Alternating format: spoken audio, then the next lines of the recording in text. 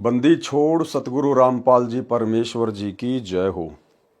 परमपिता परमात्मा सारी सृष्टि के रचनहार, कुल मालिक, असंख्य ब्रह्मांडों के स्वामी, जगत गुरु, तीनों लोकों में प्रवेश करके सबका भरण पोषण करने वाले राजाधिराज, आत्माधार, नाथों के नाथ, देवों के देव, महादेव, सर्वेश्वर, महेश्वर, मृत्युंजय, अजरो अमर, आदि अनादि, सनातनी प्रभु, जगत पिता जगदीश्वर, श्री श्री 1008 की उपाधि के वास्तविक अधिकारी, अकाल मूरत शब्द स्वरूपी राम वासुदेव, सर्वगतम ब्रह्म, परम पूज्य, प्रथम पूज्य, परम संत, परम पुरुष, परम धनी, परम दयालु, सत्य कबीर, हक्का कबीर, अल्लाह कबीर, अल्लाह अकबर, बाखबर, अल्लाह ताला, जगत के तारणहार, जगत के मुक्तिदाता, जगत के जगन्नाथ, हारे के सहारे, हिंदुओं के राम, मुसलमानों के अल्लाह, सिखों के वाहिगुरु, ईसाइयों के मसीह, दया के सागर दया निधि, करुणा के सागर करुणा निधि, स्वयंभू परिभू, संकट मोचन, कष्ट हरण, मंगल करण, दुख भंजन, अविगत कबीर, निर्विकार निर्विषम परमात्मा, अलय अलेख सतगुरु, आदि अनादि सतगुरु, असली मर्यादा पुरुषोत्तम, असली राम, असली कृष्ण, असली घनश्याम, असली मुरारी, राजाओं के राजा, महाराजाओं के महाराजा, शहंशाहों के शहंशाह, सम्राटों के सम्राट, भगवानों के भगवान, अल्लाहों के अल्लाह, प्रभुओं के प्रभु, मसीहाओं के मसीह, सच्चे वाहिगुरु, बाबाओं के बाबा, पीरों के पीर, सेठों के सेठ, जगत सेठ, सावलसा सेठ, सर्वगुण संपन्न, अनंत कोटि कलाओं के स्वामी, अनंत कोटि ब्रह्मांडों के नायक, योगियों में महायोगी, ध्यानियों में महाध्यानी, सिद्धों में परम सिद्ध, ज्ञानियों में तत्व ज्ञानी, ब्रह्म ज्ञानी, महाज्ञानी, परम ज्ञानी, सर्वश्रेष्ठ ज्ञानी, विज्ञानी, युवा कबीर, समृत कबीर, असमवात, अमित ओजा, सच्चे रहनुमा, करीम अल्लाह, सुबहान अल्लाह, दुनिया के अंतिम पैगंबर, 8 सितंबर 1951 से गांव धनाना, जिला सोनीपत, हरियाणा, भारतवर्ष की पावन भूमि पे प्रकट रियल कल की भगवान श्री नारायण साकार हरि, श्री बाबा साहेब सौद स्वरूपी राम संत शिरोमणि सतगुरु रामपाल जी परमेश्वर जी के चरण कमल में साध संगति से जुड़े हुए देश विदेश से हम सभी सत्सेवक भाई बहनों का अनंत कोटि दंडवत प्रणाम। सत्साई भाई और बहनों, दया पूज्य गुरुदेव भगवान की, सतगुरु रामपाल जी परमेश्वर जी की, जिनके शुभ आशीर्वाद से कबीर सागर के सरलार्थ के ऊपर वीडियो बनाने की श्रृंखला जारी है। इसी श्रृंखला में आज हमारा ये 39 नंबर का वीडियो है। प्रत्येक वीडियो में गुरुदेव भगवान के आशीर्वाद से, उनके तत्व ज्ञान को आधार बनाकर हमें बहुत कुछ शिक्षाएं मिल रही हैं, जो शिक्षाएं हमें भक्ति मार्ग पर आगे बढ़ने के लिए प्रेरित करती हैं। भाई और बहनों, परमेश्वर की ये रजा इसी प्रकार से आप और हम आत्माओं के ऊपर बनी रहे, एकमात्र यही कामना हमारे गुरुदेव भगवान से होनी चाहिए। और आज जो 39 नंबर का वीडियो है वो बहुत ही विशेष है। आज का वीडियो जो कर्म बोध है उसको लेकर है। ये जो कर्म हैं कितने प्रकार के होते हैं, कैसे कैसे अपना कार्य करते हैं, ये आज हमें विशेष जानकारी मिलेगी। और भाई और बहनों, आज का जो वीडियो है, दास ये वीडियो पहले बना चुका है। यानी जिस समय हम लोग सृष्टि रचना को लेकर क्रोथा कांड के ऊपर वीडियो बना रहे थे, उस समय ये वीडियो बनाया जा चुका है। क्योंकि क्रोथा कांड के रहस्य को समझाते समय हमने बीच में कबीर सागर के सरलार से पेज नंबर 345 से ये हमने पूरा का पूरा जो प्रकरण है ये लिया था। तो आज हम उसी वीडियो को एक बार दोबारा से देखेंगे, उसी वीडियो को हम दोबारा से सुनेंगे जो कि पहले से ही बना हुआ है। तो भाई और बहनों, कबीर सागर का सरलार्थ पेज नंबर 345, अध्याय कर्म बोध का सारांश। तो वीडियो पहले इसके ऊपर बना हुआ है, बहुत अच्छे से गुरुदेव भगवान के आशीर्वाद से आप भाई बहनों को समझाया हुआ है। तो आप सभी भगत भाई बहन वीडियो को ध्यान से देखिए। अध्याय कर्म बोध का सारांश। कबीर सागर में 24वां अध्याय कर्म बोध पेज नंबर 162 पर है। परमेश्वर कबीर जी ने कर्मों का उल्लेख किया है। मेरे हंसा भाई, शुद्ध स्वरूप था जब तू आया, कहां से? सतलोक से। कर्मों के बंधन में फंस गया, किसने फंसाया? काल ने, ताते जीव कहाया। परमेश्वर कबीर जी ने बताया कि सत्य लोक से जीव स्वेच्छा से काल ब्रह्म के षड्यंत्र में फंसकर यहां आ गया, इसलिए जीव कहलाया। सत्य लोक में बिना कर्म किए सर्व पदार्थ उपलब्ध थे। यहां काल ब्रह्म ने कर्म का विधान बनाया है कि कर्म करेगा तो फल मिलेगा। श्रीमद् भगवत गीता अध्याय 3 श्लोक 14-15 में कहा है कि सर्व प्राणी अन्न से उत्पन्न होते हैं। अन्न खाने से बीज अर्थात वीर्य बनता है, जिससे सर्व प्राणी उत्पन्न होते हैं। अन्न वर्षा से होता है, वर्षा यज्ञ से यानी शास्त्र अनुकूल कर्म से होती है। कर्म काल ब्रह्म से उत्पन्न हुए, यानी कर्म का विधान ब्रह्म क्षर पुरुष ने बनाया। जैसे कर्म जीव करेगा वैसे ही भोगेगा। ब्रह्म क्षर पुरुष की उत्पत्ति अक्षर यानी अविनाशी परमेश्वर से हुई। अविनाशी परमेश्वर ही सदा यज्ञों यानी धार्मिक अनुष्ठानों में प्रतिष्ठित है, यानी इष्ट देव रूप में मानकर पूजा करनी होती है। किसकी? अविनाशी पुरुष की, अक्षर पुरुष की। अक्षर यानी जिसका किसी भी देश काल परिस्थिति में कोई विनाश ना हो, वो अक्षर पुरुष वास्तव में कबीर परमेश्वर है, जो वर्तमान में धरती पर 8 सितंबर 1951 से सतगुरु रामपाल जी परमेश्वर जी के रूप में प्रकट है। उन्हें अपना इष्ट मानकर उनकी पूजा करनी होती है, क्योंकि भगत के हर प्रकार के धार्मिक अनुष्ठानों में उसका सतगुरु अर्थात उसका इष्ट अर्थात वही कबीर परमात्मा प्रतिष्ठित होता है। और भाई बहनों, यही कारण है कि आप और हम सभी साध संगति से जुड़े हुए सत्सेवक भाई बहनों ने गीता जी अध्याय 3 श्लोक नंबर 13 को आधार बनाकर और अपने ही गुरुदेव भगवान को, जो कि पूर्ण ब्रह्म परमात्मा है, पूर्ण संत हैं, हमने उन्हीं को अपना इष्ट मानकर, क्योंकि इस कबीर परमेश्वर की यथार्थ भक्ति में कबीर परमेश्वर स्वयं ही सतगुरु रूप में धरती पर प्रकट होकर अपना तत्व ज्ञान प्रचार करते हैं। तो सतगुरु की भूमिका जो करता है वो स्वयं कबीर परमेश्वर होता है। भगत का इष्ट उसका गुरु ही होता है। एक छोटा सा सत्संग गुरुदेव भगवान का आपके विश्वास को दृढ़ करने के लिए, ताकि आपकी बची खुची आस्था जो उस दाढ़ी मूछ वाली कबीर दास जी की समझे जाने वाली काल्पनिक फोटो में फंसी हुई है, वो भी निकल जाए। गुरुदेव भगवान ने कहा कि चरना अमृत लेने से 84 लाख प्रकार की योनियों का दुख और पीड़ा समाप्त होती है। लेकिन वो चरणामृत काम कैसे करता है? चरणामृत काम करेगा अपने गुरु को ही इष्ट मानकर, उसको रोजाना सेवन करने से, चरणा अमृत का पान करने से।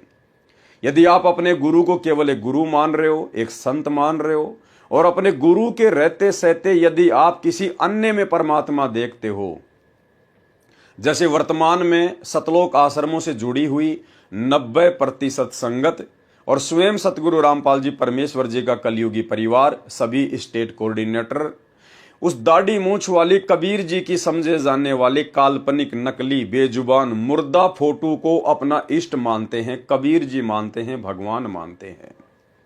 जिस कारण से उन भाई बहनों की बुद्धि परमेश्वर नहीं खोल रहा है, वो अध्यात्म के गूढ़ रहस्यों को नहीं समझ पा रहे हैं और सांप वाली लकीर ही देखा देखी में पीट रहे हैं। तो गुरुदेव भगवान ने बताया कि चरणामृत अवश्य लेना चाहिए, लेकिन अपने गुरु को परमात्मा मानकर, अपने गुरु को भगवान मानकर, अपने गुरु को ही अपना इष्ट मानकर। भाई और बहनों, उस वीडियो में ध्यान देना जहां गुरुजी इष्ट शब्द का जिक्र करेंगे, दास उसको 2 या 3 बार से रिप्ले करेगा ताकि आपको अच्छे से समझ में आ जाए।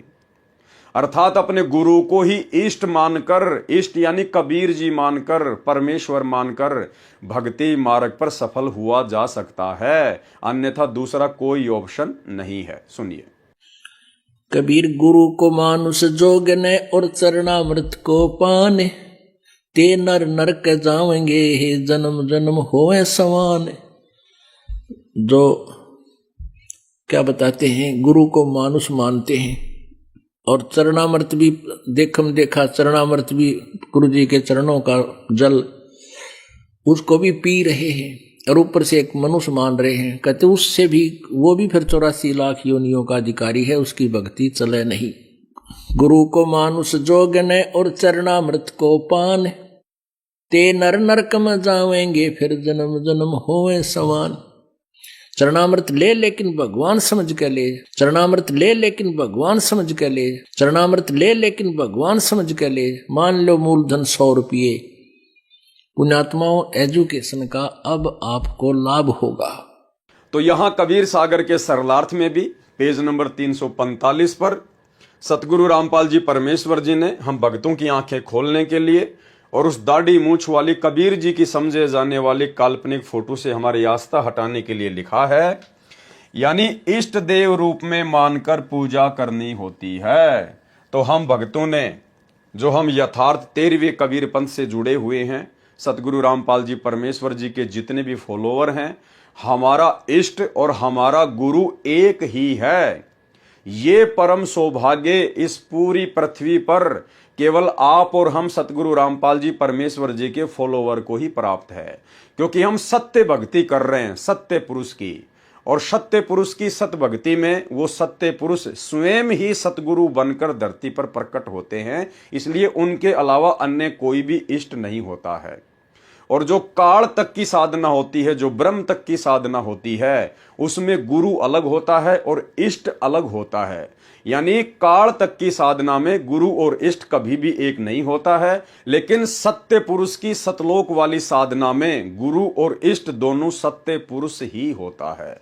तो भाई और बहनों, बहुत अच्छे से हमने वीडियो को देखना है, समझना है, हम कहीं मार ना खा जाएं। सवाल किया फिर किसी ने, कर्म कितने प्रकार के हैं? गुरुदेव भगवान ने उत्तर दिया, कर्म 2 प्रकार के हैं, एक शुभ कर्म, दूसरा अशुभ कर्म, यानी एक पुण्य और दूसरा पाप कर्म कहा जाता है। नंबर 1, पुण्य कर्म क्या है? पुण्य कर्म शास्त्र विधि अनुसार भक्ति कर्म, दान, परमार्थ, भूखों को भोजन देना, असहाय की हर संभव सहायता करना, दया भाव रखना, अपने से दुर्लभ से भी मित्र जैसा व्यवहार करना। यहां पर एक शब्द आया है भूखों को भोजन देना, लेकिन हमने सावधानी रखनी है। हमने कोई भी धर्म कर्म अपने गुरुदेव भगवान की आज्ञा के विरुद्ध होकर नहीं करना है। और सारी आज्ञा गुरुदेव भगवान ने हमें सत्संगों में दी हुई है, अपनी पुस्तकों में लिखकर दी हुई है। यदि आपके घर पर कोई भिखारी आता है, कोई भूखा व्यक्ति आता है, तो आप जी प्रेम से उसको बैठाकर भोजन कराइए, खाना खिलाइए।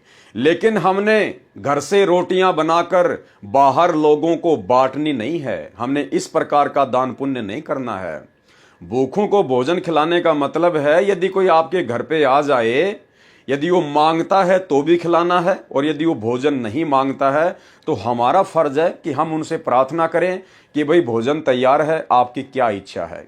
अगर वो खाना चाहें तो प्रेम से खिलाइए, नहीं खाना चाहता है तो उसकी मर्जी। लेकिन हमने अपनी तरफ से दान पुण्य के चक्कर में पड़कर घर से खाना बनाकर बाहर किसी को भी खिलाने के लिए नहीं जाना है। हाँ, ये बात और है, यदि आपके घर में किसी दिन खाना ज्यादा बन गया है तो आप जी बाहर जाकर किसी गाय या कुत्ते को या किसी जरूरतमंद व्यक्ति को भोजन दे सकते हैं, लेकिन उसके बदले में किसी भी प्रकार के पुण्य की उम्मीद ना करें। पुण्य केवल हमें सतगुरु की भक्ति से चाहिए। सतगुरु ने हमें जो 5 यज्ञ दे दिए उसी आधार से चाहिए। इसके अलावा हमने कहीं से भी किसी भी प्रकार से कोई भी पुण्य की उम्मीद नहीं करनी है।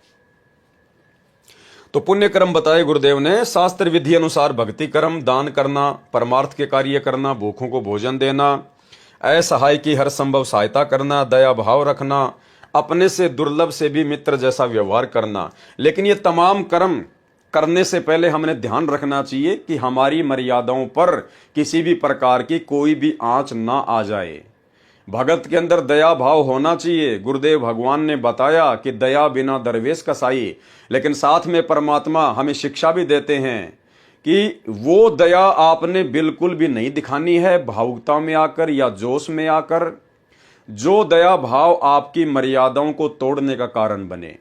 गुरुदेव ने राजा जनक का उदाहरण दिया कि राजा जनक ने भावुकताओं में बहकर दया भाव से अपने आधे पुण्य संकल्प कर दिए, जिस समय धर्मराज के दूत उसको ऊपर लेके जा रहे थे। तो हमने इस प्रकार से अपनी भक्ति को नष्ट नहीं करना चाहिए। जिसका जैसा कर्म है उसको भोगना है तो भाई वो भोगे, लेकिन हमने अपनी भक्ति बर्बाद नहीं करनी है। यानी दया भाव भी ज्ञान को आधार बनाकर ही दिखानी है। व्यर्थ की दया भगत के लिए काल का षड्यंत्र बन जाती है। पर नारी को माता तथा बहन के भाव से देखना चाहिए, सत्य बोलना चाहिए, अहिंसा में विश्वास रखना चाहिए, साधु संतों भक्तों की सेवा व सम्मान करना चाहिए। और भाई और बहनों, ये जो भाव है ये केवल आप और हम साथ संगति से जुड़े हुए भगत भाई बहनों में है। ये साधु संतों की भक्तों की सेवा करना, उनका सम्मान करना, ये सतलोक आश्रम मैनेजमेंट हरियाणा में नहीं है। गुरुदेव के कलयुगी बेटा बेटी भाई बंधु रिश्तेदारों में, उन कोऑर्डिनेटरों में ये भाव नहीं है, ये गुण नहीं है। वे तो अपने ही गुरु भाई बहनों को लठों से मारते हैं, पीटते हैं, झूठे मुकदमे लगाते हैं, उन्हें परेशान करते हैं, दुखी करते हैं, गुरु महिमा करने से रोकते हैं। तो ये सेवा भी परमात्मा ने आप और हमारे को बख्शी है। माता पिता तथा बूढ़ों की सेवा करना आदि आदि शुभ यानी पुण्य कर्म है। दूसरे नंबर पर है पाप कर्म।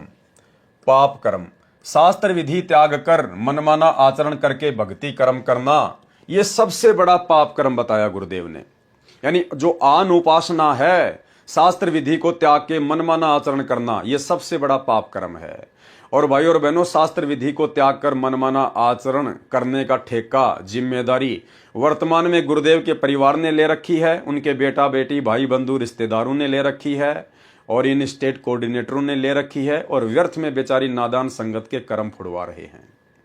आपको पता होगा, जिस समय श्री राम मंदिर का निर्माण कार्य चल रहा था और उसके बाद में जैसे निर्माण कार्य पूरा हुआ और नरेंद्र मोदी जी के द्वारा उसका उद्घाटन किया गया, उसके बाद भाई और बहनों, सतलोक आश्रम मैनेजमेंट हरियाणा ने, गुरुदेव के कलयुगी परिवार ने श्री राम मंदिर के निमित्त उन आन उपासकों के लिए अयोध्या में 1 महीने के भंडारे का प्रबंध किया, जो कि शास्त्र विधि को त्याग कर मनमाना आचरण था। मनमाना आचरण है, आगे आपको समझाएंगे अच्छे से इन्होंने कैसे कैसे मनमाने आचरण किए हैं, जो सभी मनमाने आचरण इनके स्वतंत्र कर्मों के तहत थे।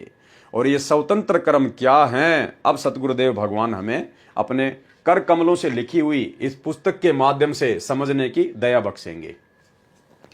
पाप कर्म शास्त्र विधि त्याग कर मनमाना आचरण करके भक्ति कर्म करना, चोरी करना, पर स्त्री से बलात्कार, पर स्त्री को दोष दृष्टि से देखना, मांस मदिरा का सेवन, नशीली वस्तुओं का सेवन, रिश्वत लेना, डाके मारना, हिंसा करना आदि आदि अशुभ कर्म यानी पाप कर्म है।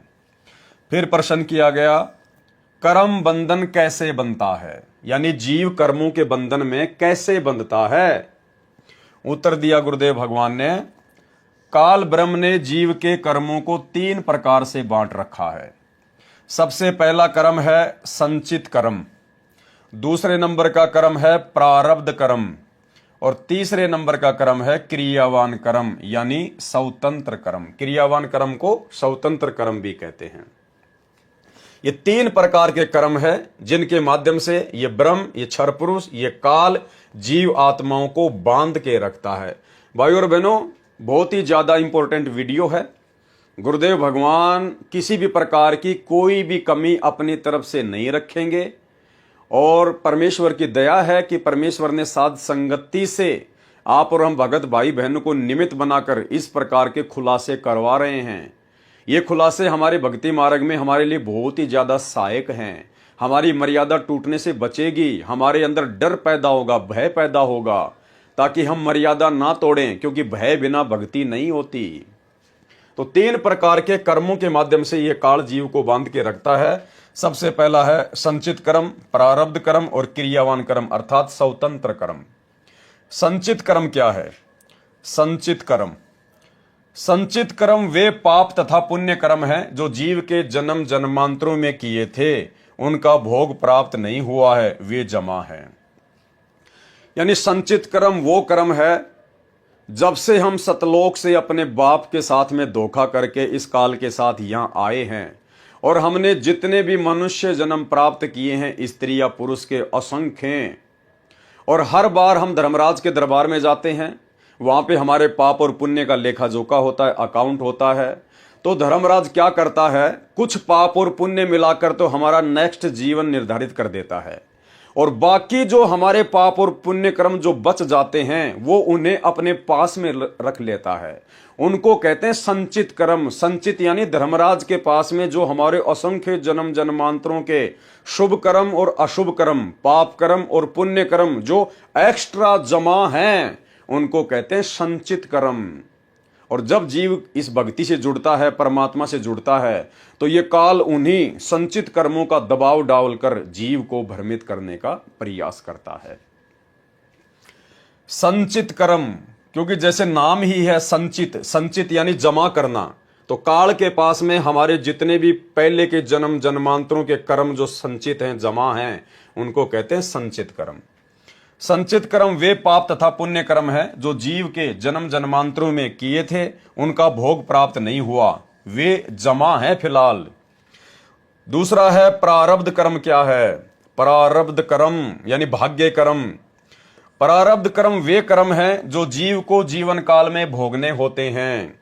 यानी धर्मराज जब जीव को दूसरा जन्म देता है तो उस समय उसके भाग्य में जो लिख देता है कि तू इतने शुभ कर्म भोगेगा, इतने तू पाप भोगेगा, उनको कहते हैं प्रारब्ध कर्म। जो भाग्य में लिख दिए गए हैं वो जीव को भोगने ही भोगने होते हैं उस समय तक, जब तक कि वो सच्चे सतगुरु कबीर जी की शरण में नहीं आ जाता है।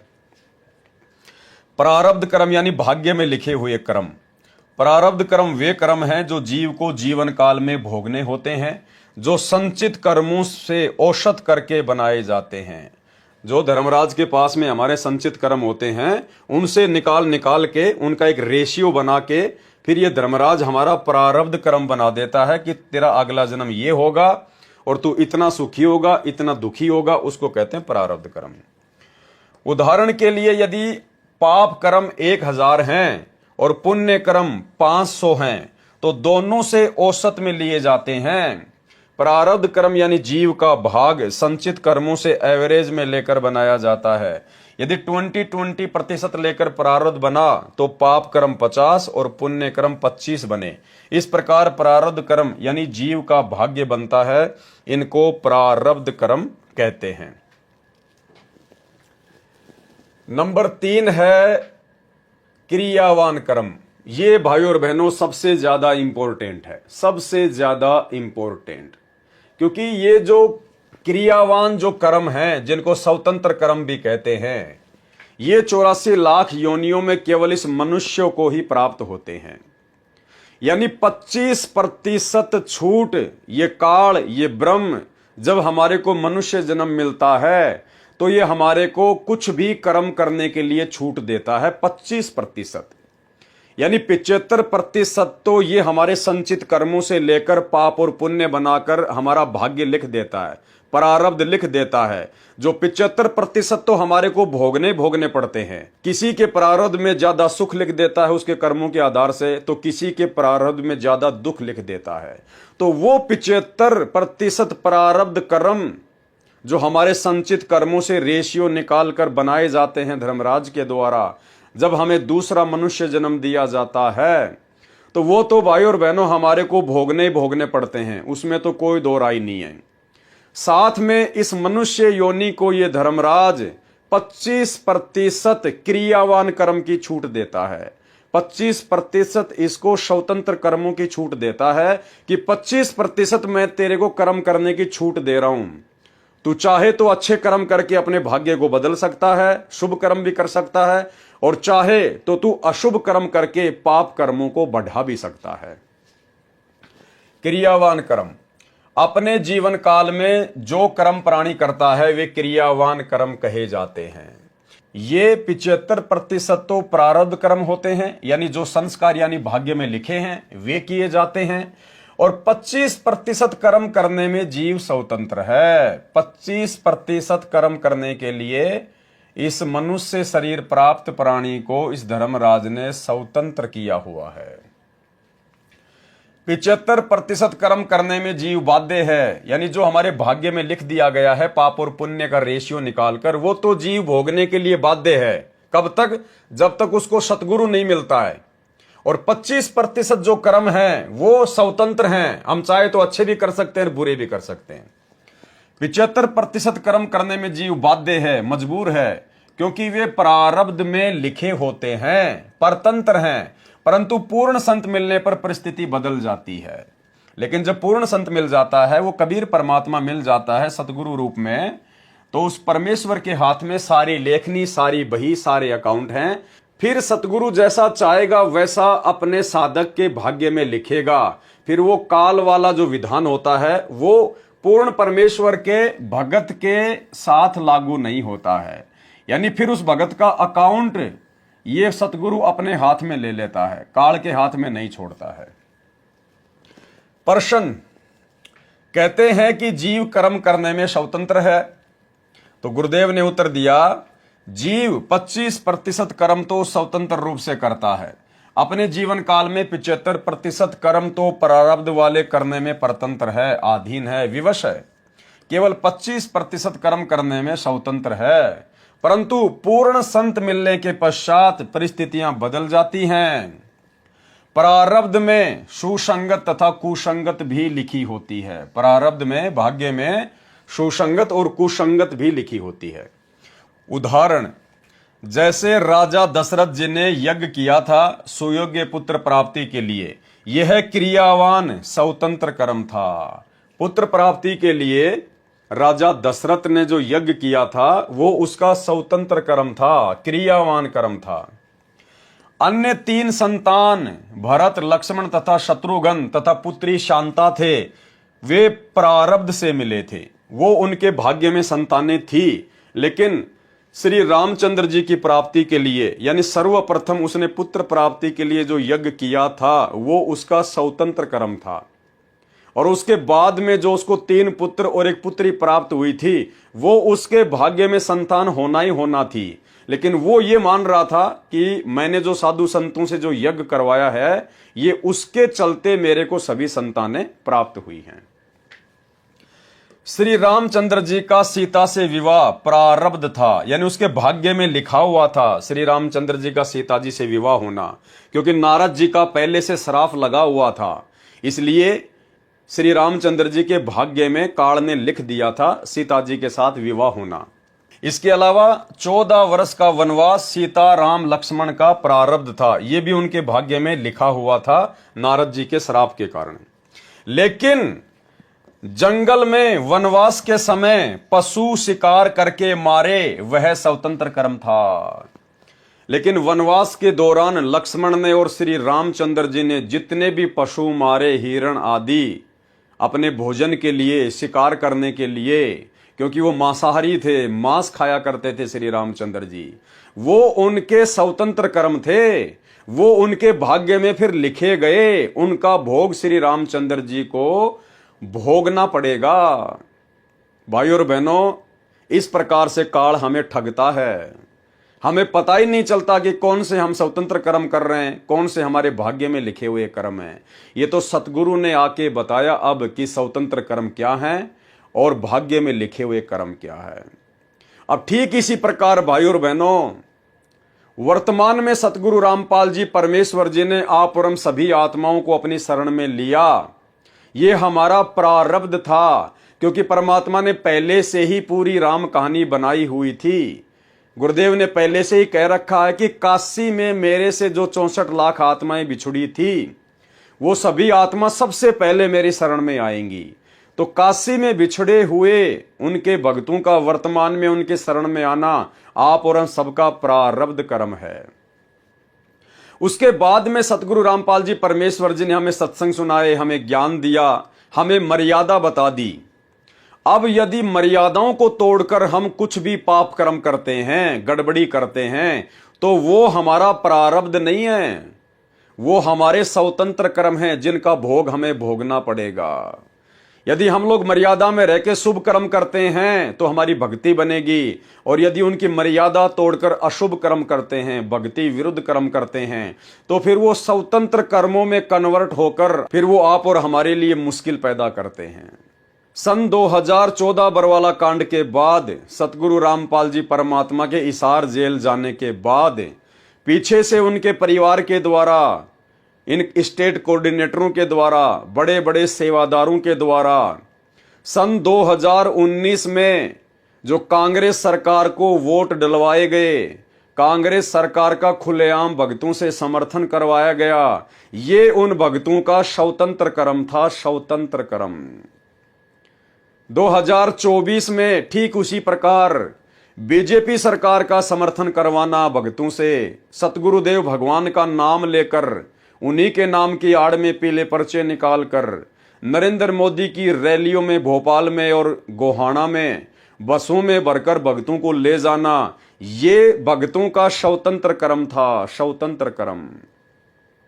और ये दोनों ही कर्म 2019 में कांग्रेस को समर्थन और वोट, 2024 में बीजेपी को समर्थन और वोट, ये दोनों ही कर्म स्वतंत्र कर्म थे। और ये दोनों ही कर्म गुरुदेव के भक्ति के विरुद्ध थे, जिनका भोग जीव को भोगना ही भोगना पड़ेगा। मर्यादा तो टूटेगी टूटेगी, साथ में उन स्वतंत्र कर्मों का भोग भोगना ही पड़ेगा, क्योंकि काल ने हमारे को 25% स्वतंत्र कर्म करने की छूट दी है।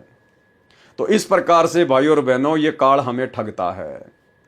उसके बाद में सतलोक आश्रम मैनेजमेंट हरियाणा के द्वारा, गुरुदेव के परिवार के द्वारा राजस्थान के गैंगस्टर आनंदपाल सिंह की सीबीआई जांच का समर्थन करवाना, जो कि पुलिस एनकाउंटर में मारा जा चुका था। राजपूत करणी सेना के लोग अर्थात आनंदपाल सिंह के समाज के लोग उसे अमर शहीद का दर्जा दिलवाने के लिए सीबीआई जांच का समर्थन कर रहे थे। और उसी बीच सतलोक आश्रम मैनेजमेंट हरियाणा द्वारा बेचारे भोले भाले भगतों को और आनंदपाल सिंह की यानी गुंडे की सीबीआई जांच के समर्थन में राजपूत करणी सेना की रैलियों में बैठाना, यह स्वतंत्र कर्म था। भगतों के दान का 5 लाख रुपए राजपूत करणी सेना को राजस्थान के अजमेर की रैली में चंदे के रूप में देना, ये स्वतंत्र कर्म था, जो कि सरासर भक्ति के विरुद्ध है, जिसका भोग जीव को भोगना पड़ेगा, संगत को भी भोगना पड़ेगा, जिन जिन लोगों ने उनको दान देकर सहयोग किया है, और सतलोक आश्रम मैनेजमेंट हरियाणा को भी भोगना पड़ेगा। उसके बाद में जब हरियाणा में जाट आरक्षण चल रहा था, तो सतलोक आश्रम मैनेजमेंट हरियाणा के द्वारा, गुरुदेव के परिवार के द्वारा लाखों भक्तों को हरियाणा में जाट आरक्षण में उनके धरनों पर बैठाना, यह स्वतंत्र कर्म था। भक्तों के दान का करोड़ों रुपया जाट आरक्षण संघर्ष समिति को चंदे के रूप में देना, यह स्वतंत्र कर्म था, जो कि भक्ति के विरुद्ध था। इसका भोग भी सबको भोगना पड़ेगा उसी रेशियो में। इसके अलावा सतलोक आश्रम में भक्तों से देह दान करवाना और रक्त दान करवाना, यह भी स्वतंत्र कर्म है। आगे चलकर जब उन भक्तों का खून व्यापार का रूप लेगा, क्योंकि आपने तो मुफ्त में दे दिया, और जब आपको ही कल को आवश्यकता पड़ गई या किसी और को आवश्यकता पड़ेगी, और जब उसको खून चाहिए, तो आपके द्वारा फ्री में दिया गया खून 5 से 10 हजार रुपए यूनिट में बिकेगा, 5 से 10 हजार रुपए यूनिट में। तो यह भी भक्तों का स्वतंत्र कर्म है, इसका भोग भी भोगना पड़ेगा। भगत को तो खून की आवश्यकता पड़ती नहीं। अगर भगत बीमार हो गया, कोई नौबत भी आ गई, तो वो तो अपने परमात्मा से अर्ज करेगा, अरदास करेगा, परमात्मा दया करेंगे। और यदि मान लीजिए आपके किसी रिश्तेदार को जरूरत पड़ गई, आपके किसी सगे संबंधी को जरूरत पड़ गई, तो आप जी डायरेक्ट हॉस्पिटल में जाकर उसको खून दान कर सकते हैं। लेकिन इस प्रकार से कैंप लगाकर, आश्रमों में सरकारी गाड़ियां मंगवाकर इस प्रकार से ब्लड डोनेशन करना, ये भक्ति मर्यादाओं के विरुद्ध है, खिलाफ है। क्योंकि आगे चलकर फिर ये धंधा बन जाता है, व्यापार का रूप लेता है आपका खून। तो ये भगत का स्वतंत्र कर्म, इसका भोग भी भोगना पड़ेगा, ये भक्ति मर्यादाओं के विरुद्ध खिलाफ है। वर्तमान में गुरुदेव भगवान के हिसार जेल में रहते सहते, गुरुदेव भगवान के नाम की आड़ में उनके कलयुगी परिवार ने अपने धार्मिक धंधे के लिए जितने भी सतलोक आश्रम देश विदेश में खोल रखे हैं, ये भी उनका स्वतंत्र कर्म है, स्वतंत्र कर्म। और जितनी भी नादान संगत देखा देखी में इन आश्रमों में जाती है, ये भी संगत का स्वतंत्र कर्म है।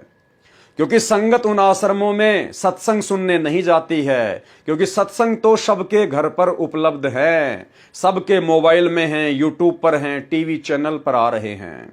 तो संगत का उन आश्रमों में जाना सत्संगों के बहाने, ये उनका स्वतंत्र कर्म है। फिर रास्ते में कोई 2 मरते हैं, कभी 10 मरते हैं, कभी 13 एक साथ एक्सीडेंट में मरते हैं। क्यों? क्योंकि ये उनका स्वतंत्र कर्म था।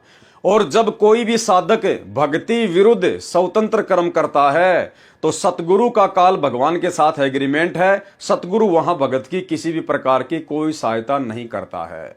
हां, यदि वो भगत उल्टे स्वतंत्र कर्म करके भी बच जाता है, हमें लगता है कि इसका तो कुछ नहीं बिगड़ रहा, भाई और बहनों, वहां उसकी रक्षा उसके पिछले प्रारब्ध के जो संचित जो शुभ कर्म हैं उसके आधार से वर्तमान में उसकी रक्षा हो रही है। वर्तमान में जो वो भक्ति कर रहा है वो तो मर्यादा टूटने के चलते, स्वतंत्र कर्म भक्ति विरुद्ध करने के चलते उसका नाम कट चुका है ऑटोमेटिक। सतगुरु से उसको किसी प्रकार का कोई लाभ नहीं मिल रहा, भक्ति का उसे कोई लाभ नहीं मिल रहा। और यदि उल्टे कर्म करते करते भी यदि वो जीवित है, मौज मस्ती कर रहा है, उसके जीवन में कोई दुख और संकट नहीं है, तो ये उसके पिछले प्रारब्ध के कर्म, यानी उसकी बैटरी फिलहाल चल रही है। लेकिन बैटरी कब तक चलेगी? हो सकता है इस जीवन में भी चल जाए, अगले जीवन में भी चल जाए, क्योंकि भक्ति बड़ी जबरदस्त है। लेकिन सतलोक तो नहीं जा पाया मर्यादा तोड़ के, स्वतंत्र कर्मों का दुरुपयोग करके, फिर किसी न किसी जन्म में उसको दुख उठाना पड़ेगा। और हो सकता है इस जन्म में भी स्वतंत्र कर्म का भोग उसे भोगना पड़ जाए, जिस प्रकार से स्वतंत्र कर्म का भोग आगे चलकर राजा दशरथ ने भोगा, अभी आपको दिखाएंगे। तो भाई और बहनों, ये तमाम जो कर्म हैं, इन कर्मों से हमने शिक्षा लेनी है। आप और हम भगत भाई बहन भक्ति मार्ग पर, क्योंकि हमारा तो पूरा जीवन ही भक्तिमय है। सच्चे सतगुरु से सच्ची साधना मिल जाने के बाद और ये तत्व ज्ञान हो जाने के बाद में भगत के कोई अलग अलग जीवन नहीं होते, जैसे सामाजिक जीवन, आध्यात्मिक जीवन, व्यावसायिक जीवन। भगत का पूरा ही जीवन भक्तिमय हो जाता है, आध्यात्मिक हो जाता है। भगत हर प्रकार से सावधान होता है, हर प्रकार से गलतियां करने से बचता है। तो भाई और बहनों, आप और हम भगत भाई बहनों ने इस भक्ति मार्ग पर यदि सफल होना है तो परमात्मा ने हमारे लिए ना जाने क्या क्या सावधानियां लिखकर इन पुस्तकों में छुपा रखी है, जो अब धीरे धीरे उजागर हो रही है। परमात्मा साथ संगति के माध्यम से वीडियो बनवा रहे हैं। तो भाई और बहनों, भक्ति मार्ग पर कोई भी कर्म करने से पहले हमारे को एक बार याद आ जाना चाहिए कि कहीं मेरा ये कर्म स्वतंत्र कर्म के तहत तो नहीं है। जैसे आपके किसी यार दोस्त ने या रिश्तेदार ने आपसे कहा कि भाई चलो 2-4 दिन के लिए शिमला घूमने चलते हैं, मेरी छुट्टियां पड़ गई है, मैं फ्री हूं, और भगत जी आप भी आ जाओ, 2-4 दिन आपको मैं घुमा लाता हूं, कोई दिक्कत नहीं, आपके पास खर्चा नहीं है तो कोई दिक्कत नहीं है, खर्चा मैं उठाऊंगा। तो आपका रिश्तेदार तो अनुपदेशी है या उपदेशी है, और आपने भी उपदेश ले रखा है, और आपने सोचा कि यार क्यों ना चलते हैं, पैसा तो लग ही नहीं रहा, पैसा तो रिश्तेदार भरेगा, और 2-4 दिन के लिए चलते हैं, क्या दिक्कत है। तो भाई और बहनों, वो आपका स्वतंत्र कर्म होगा, क्योंकि भक्ति मार्ग में भगत के लिए इस प्रकार से सैर सपाटे करना बिल्कुल मर्यादाओं के खिलाफ है। और यदि आप वहां जाते हैं तो ये आपका स्वतंत्र कर्म है।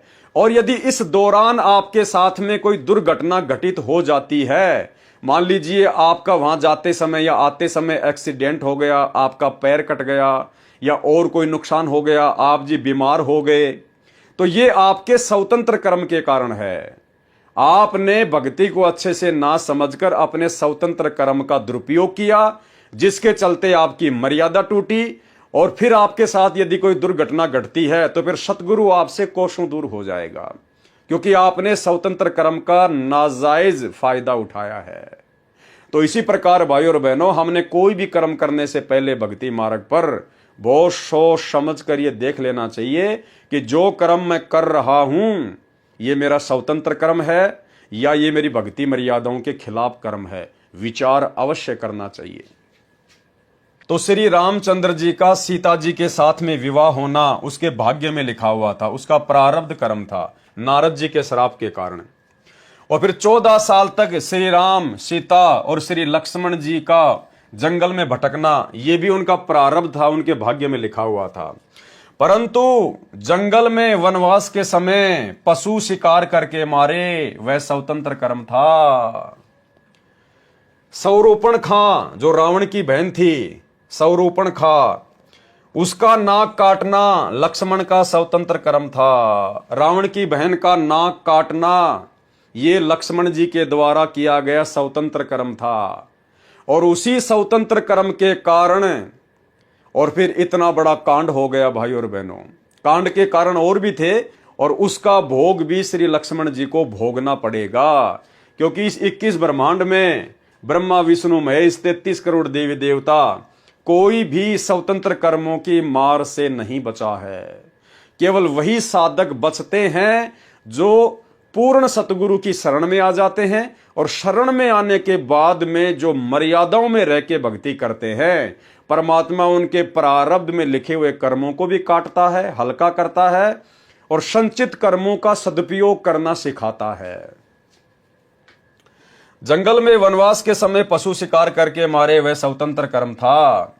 सौरूपणखा का नाक काटना लक्ष्मण का स्वतंत्र कर्म था। जैसे सतलोक आश्रम मैनेजमेंट हरियाणा ने साध संगतियों के बीच में व्यवधान डालना, ये उनका स्वतंत्र कर्म था, जिसका भोग उनको भोगना पड़ेगा। हम भाई बहन साध संगतियों के माध्यम से परमात्मा की महिमा करते हैं, गुरुदेव भगवान को भोग लगाते हैं, ज्ञान चर्चा करते हैं, वो भी हमारा स्वतंत्र कर्म है। लेकिन हम सत्सेवकों का वो स्वतंत्र कर्म भक्ति बढ़ाने की दिशा में है, वो हमारे लिए फायदेमंद है, वो हमें पुण्य देगा। लेकिन उन साध संगतियों में आकर व्यवधान उत्पन्न करना, साध संगति वाले भाई बहनों के साथ में मार पिटाई करना, बीच में पुलिस वालों को लाकर उनको शराब पिलाकर उनको पैसे देकर भाई बहनों को पिटवाना, जैसे कि दिल्ली की साध संगति में सतलोक आश्रम मैनेजमेंट हरियाणा ने पुलिस वालों को शराब पिलाकर भगत भाई बहनों को जमकर पिटवाया, भगत भाई बहनों के ऊपर झूठे मुकदमे करना, ये सतलोक आश्रम मैनेजमेंट हरियाणा के उन कोऑर्डिनेटरों के जिन जिन लोगों ने ये दुष्कर्म किए हैं, ये उनके स्वतंत्र कर्म हैं, जो कि भक्ति विरुद्ध हैं। ये भोग उनको भोगना पड़ेगा। सीता का अपहरण प्रारब्ध कर्म सीता तथा रावण दोनों का था। यह कारण अन्य भी हो सकता था, जो शूर्पणखा बनी थी। 33 करोड़ देवी देवताओं का कैद में रहना उनका प्रारब्ध कर्म था। सुग्रीव के भाई बाली को राम ने मारा, यह रामचंद्र जी का स्वतंत्र कर्म था। सुग्रीव के भाई बाली को श्री रामचंद्र जी ने मारा वनवास के दौरान, यह श्री रामचंद्र जी का स्वतंत्र कर्म था, कोई भाग्य में लिखा हुआ नहीं था। उसने जानबूझकर यह कर्म किया, काल ने उसके स्वतंत्र कर्म में लिख दिया। क्योंकि रामचंद्र जी ने अपने स्वार्थ के लिए, सुग्रीव से सैन्य सहायता प्राप्त करने के लिए, अपनी पत्नी को रावण की बंद से छुड़वाने के लिए स्वार्थवश धोखे से पेड़ की ओट लेकर और बाली का वध किया था तीर मारकर। तो ये रामचंद्र जी के प्रारब्ध कर्म में उस काल ने, उस ब्रह्म ने लिख दिया। और आगे चलकर भाई और बहनों, श्री कृष्ण जी के रूप में उसको अपने उस स्वतंत्र कर्म का बदला देना पड़ा, अपने पैर में जहरीला तीर खाकर। तो इस प्रकार से हमने स्वतंत्र कर्मों को बहुत सावधानी से लेना भाई और बहनों, बहुत सावधानी से। कोई भी कर्म करने से पहले हमने विचार करना पड़ेगा कि ये कर्म भक्ति मर्यादाओं के विरुद्ध है या नहीं है, ये कहीं मेरा स्वतंत्र कर्म तो नहीं है, कहीं मैं गलती तो नहीं कर रहा हूं। छोटी छोटी बातों पे लड़ाई झगड़ा करना, मनमुटाव करना, राग द्वेष ईर्ष्या करना, भक्तों के साथ में मारपीट करना, भक्तों की निंदा चुगली करना, ये सब स्वतंत्र कर्म के अंतर्गत आता है, स्वतंत्र कर्म के अंतर्गत है। क्योंकि भक्ति और ज्ञान देकर सतगुरु हमें इन सभी बुराइयों से दूर करते हैं, और यदि हम फिर भी वही कर्म करते हैं तो वो स्वतंत्र कर्मों के अंतर्गत आता है। यदि गुरुदेव भगवान की कोई भी मर्यादा का हम हनन करते हैं, कोई भी मर्यादा तोड़ते हैं, तो वो हमारे स्वतंत्र कर्म में आता है। सुग्रीव के भाई बाली को राम ने मारा, यह स्वतंत्र कर्म था। फिर वह संचित कर्मों में जमा होकर प्रारब्ध बना, कब? द्वापर युग में, और श्री कृष्ण रूप में श्री रामचंद्र जी वाले आत्मा को भोगना पड़ा। जो शिकारी था, जिसने श्री कृष्ण के पैर में विषाक्त यानी जहरीला तीर मारकर हत्या की, वह शिकारी बाली वाली आत्मा थी। रावण की मृत्यु, 33 करोड़ देवताओं को कैद से मुक्ति, यह सब प्रारब्ध था। श्री कृष्ण जी ने जो 8 विवाह किए वह उसका प्रारब्ध था, यानी 8 शादियां करना तो श्री कृष्ण जी के भाग्य में लिखा हुआ था, क्योंकि आत्माओं के जन्म जन्मांतरों के जो संस्कार हैं वो काल ने उलझा रखे हैं। तो जब भी ये उसको नया मनुष्य जीवन देता है तो उसके असंख्य जन्मों के जो संचित कर्म उसके पास में जमा हैं, उससे पाप और पुण्य का रेशियो निकालकर उसका प्रारब्ध बना देता है, उसका भाग्य बना देता है। तो ऐसा ही कोई भाग्य श्री कृष्ण जी का था, उसके प्रारब्ध में था कि 8 विवाह द्वापर युग में श्री कृष्ण जी को करने थे, ये उसके भाग्य में लिखा हुआ था। श्री कृष्ण जी ने जो 8 विवाह किए वह उसका प्रारब्ध था। राधा से प्रेम भी उसका प्रारब्ध था, उसके भाग्य में लिखा हुआ था। गोपियों के साथ भोग विलास ये भी उसका प्रारब्ध कर्म था, उसके भाग्य में लिखा हुआ था। यानी परतंत्र होकर किया कर्म था, यानी काल के अधीन होकर परतंत्र होकर वो कर्म किए गए थे। परंतु 16,000 स्त्रियों को एक राजा की कैद से छुड़वाकर अपने पास रखकर उनसे भोग विलास करना, यह स्वतंत्र कर्म था। एक राजा से 16,000 औरतों को युद्ध करके छुड़वाना और फिर उन औरतों को अपने पास में रखना और फिर उनके साथ में भोग विलास करना, सेक्स करना, यह श्री कृष्ण जी का मनमाना आचरण था। ये उनका स्वतंत्र कर्म था जो काल ने उसके बैड अकाउंट में लिख दिया। और परमात्मा कहते हैं, पर द्वारा स्त्री का खोले 70 जन्म अंधा हो डोले। एक पर स्त्री के साथ में व्यभिचार करना, क्योंकि पत्नी के होते सहते यदि आप किसी और के साथ में शारीरिक संबंध बनाते हैं, भले आप दोनों ने अपनी सहमति से बनाए हैं, लेकिन वो आपके बैड अकाउंट में लिखे जाते हैं, वो आपके स्वतंत्र कर्म में गिने जाते हैं। तो एक पर स्त्री के साथ में शारीरिक संबंध बनाने की सजा परमेश्वर ने क्या बताई? पर द्वारा स्त्री का खोले 70 जन्म अंधा हो डोले। और श्री कृष्ण जी ने तो 16,000 औरतों के साथ में शारीरिक संबंध बनाते हुए अपने स्वतंत्र कर्मों को बिगाड़ा है। तो सोचिए काल ने उसको कितना जबरदस्त तरीके से बांध लिया है। जब कभी उसके पुण्य समाप्त होंगे, विष्णु वाली गद्दी से वो नीचे गिरेगा और फिर देखना भाई और बहनों, काल इनकी कैसे दुर्गति करता है। परंतु 16,000 स्त्रियों को एक राजा की कैद से छुड़वाकर अपने पास रखकर उनसे भोग विलास करना, यह स्वतंत्र कर्म था। कुब्जा को स्वस्थ करना प्रारब्ध कर्म था, यानी उसके भाग्य में लिखा हुआ था कि आपने उस कुब्जा को ठीक करना ही करना है। परंतु उसके साथ भोग विलास करना स्वतंत्र कर्म था। लेकिन उसके बाद में श्री कृष्ण जी के द्वारा कुब्जा के साथ में सेक्स करना, भोग विलास करना, शारीरिक संबंध बनाना, यह स्वतंत्र कर्म था, उसका मनमाना आचरण था जिसका भोग उसे भोगना पड़ेगा। कंस को मारना प्रारब्ध कर्म था, क्योंकि काल ने भेजा ही उसको कंस को मारने के लिए था, यह उसके भाग्य में लिखा हुआ था।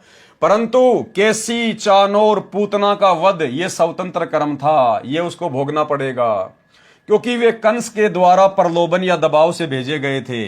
इस प्रकार कर्मों का लेखा जाने। और गुरुदेव कह रहे हैं, कम लिखे को अधिक समझें।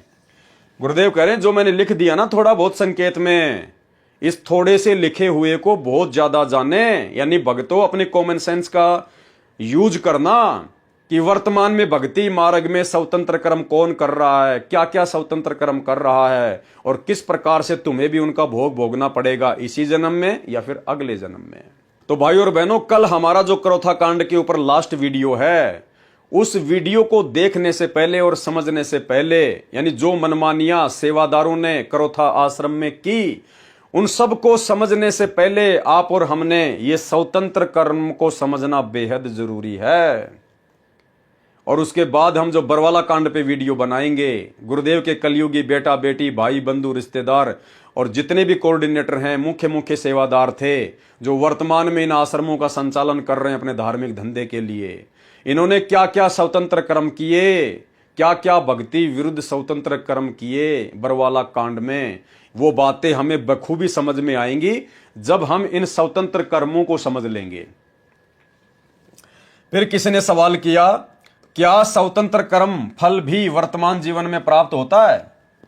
क्या वर्तमान में जो स्वतंत्र कर्म किए जाते हैं, क्या उनका भोग इसी जन्म में भी भोगना पड़ता है या फिर किसी और जन्म में भोगना पड़ता है? उत्तर दिया गुरुदेव भगवान ने, कुछ कर्मों का फल वर्तमान जीवन में भी प्राप्त होता है, परंतु यह विशेष परिस्थिति में भोगना पड़ता है। उदाहरण क्या दिया मालिक ने? राजा दशरथ रात्रि के समय एक सरोवर पर रखवाली कर रहे थे। उस सरोवर का ऋषि लोग पानी पीते थे, उसे जंगली जानवर खराब कर देते थे। ये सेवा स्वयं राजा ने ली थी, क्योंकि राजा दशरथ मान रहे थे कि ऋषियों के आशीर्वाद से उनको श्री रामचंद्र, लक्ष्मण, भरत, शत्रुघ्न पुत्र प्राप्त हुए थे। वैसे श्री राम का जन्म उनके यज्ञ की देन नहीं थी, ये प्रारब्ध में था। यज्ञ ऋषियों के द्वारा किया गया था, जिस कारण से वे महिमा के पात्र बने थे। एक श्रवण नामक ज्येष्ठ पुत्र अपने अंधे माता पिता को बहंगी, यानी एक बांस के दोनों सिरों पर पालने बांधकर बहंगी बनाई जाती थी, उसमें बैठाकर तीर्थ स्नान के लिए निकला था। माता पिता को प्यास लगी। अंधेरी रात्रि में श्रवण पानी का लोटा लेकर सरोवर पर गया और पानी का लोटा भरने लगा। उसकी आवाज सुनकर राजा दशरथ ने कोई जंगली जानवर समझकर शब्द भेदी बाण मारा। शब्द भेदी बाण, भाई और बहनों, देखो, पहले आध्यात्मिक विज्ञान थी, अब वर्तमान में लोगों के पास में भक्ति रही नहीं, इसलिए काल ने विज्ञान का प्रचार प्रसार कर दिया। पहले आध्यात्मिक विज्ञान थी, तो राजा दशरथ ने क्या किया? आवाज सुनकर शब्द भेदी बाण मारा। शब्द भेदी बाण क्या होता है?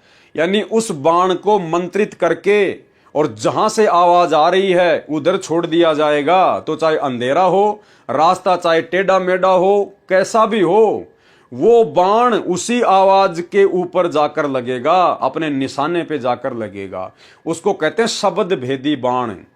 जैसे वर्तमान में वैज्ञानिकों ने कुछ ऐसी मिसाइलें बना रखी हैं, आप जिस भी शहर पर, जिस भी राज्य पर, जिस भी पॉइंट पर उसको टारगेट करके मारोगे तो वो घूमती फिरती और हजारों किलोमीटर दूर जाकर उसी लक्ष्य के ऊपर निशाना मारेगी। तो इसी प्रकार पहले आध्यात्मिक विज्ञान थी, तो राजा दशरथ ने शब्द भेदी बाण मारा, जो श्रवण को लगा और वह हाय राम कहकर गिर गया। राजा दशरथ ने पशु समझकर तीर मारा था। हाय राम की आवाज सुनकर राजा समझ गया कि किसी व्यक्ति को तीर लगा है। श्रवण दर्द के कारण तड़प रहा था, हाय हाय कर रहा था। राजा दशरथ ने जाकर नाम गांव पूछा और सच्चाई बताई, तो श्रवण ने कहा कि मैं तो बचूंगा नहीं, मेरे माता पिता अंधे हैं, बहुत प्यास लगी है, आप उनको पानी पिला देना। उनको पानी पिलाने से पहले नहीं बताना कि तुम्हारा श्रवण मर गया है। वे पानी नहीं पिएंगे और प्यासे ही मर जाएंगे। इतनी बात कहकर श्रवण प्राण त्याग गया। राजा दशरथ जल का लोटा भरकर श्रवण के माता पिता के पास गए। पैरों के कदमों की आवाज सुनकर पिता बोला कि बेटा श्रवण, पानी मिल गया। राजा दशरथ बिना बोले ही पानी पिलाने लगा। माता पिता ने कहा कि बेटा बोलता क्यों नहीं, लगता है तू हमसे तंग आ गया है, सच्ची बात बता। यदि दुखी हो चुका है तो हमें यहीं छोड़कर घर लौट जा बेटा, हम तुझे दुखी नहीं देख सकते। जब तू बोलकर माता पिता नहीं कहेगा, हम पानी नहीं पिएंगे। विवश होकर राजा दशरथ ने सच्चाई बतानी पड़ी। तब दोनों ने हाय हाय करना शुरू कर दिया तथा राजा दशरथ को श्राप दे दिया कि आज हम अपने पुत्र के वियोग में प्राण त्याग रहे हैं, एक दिन राजा तू भी अपने पुत्र के वियोग में मरेगा। यानी भाइयों और बहनों, एक छोटा सा स्वतंत्र कर्म राजा दशरथ का, और वो स्वतंत्र कर्म उसी जन्म में उसकी अकाल मृत्यु का कारण बन गया।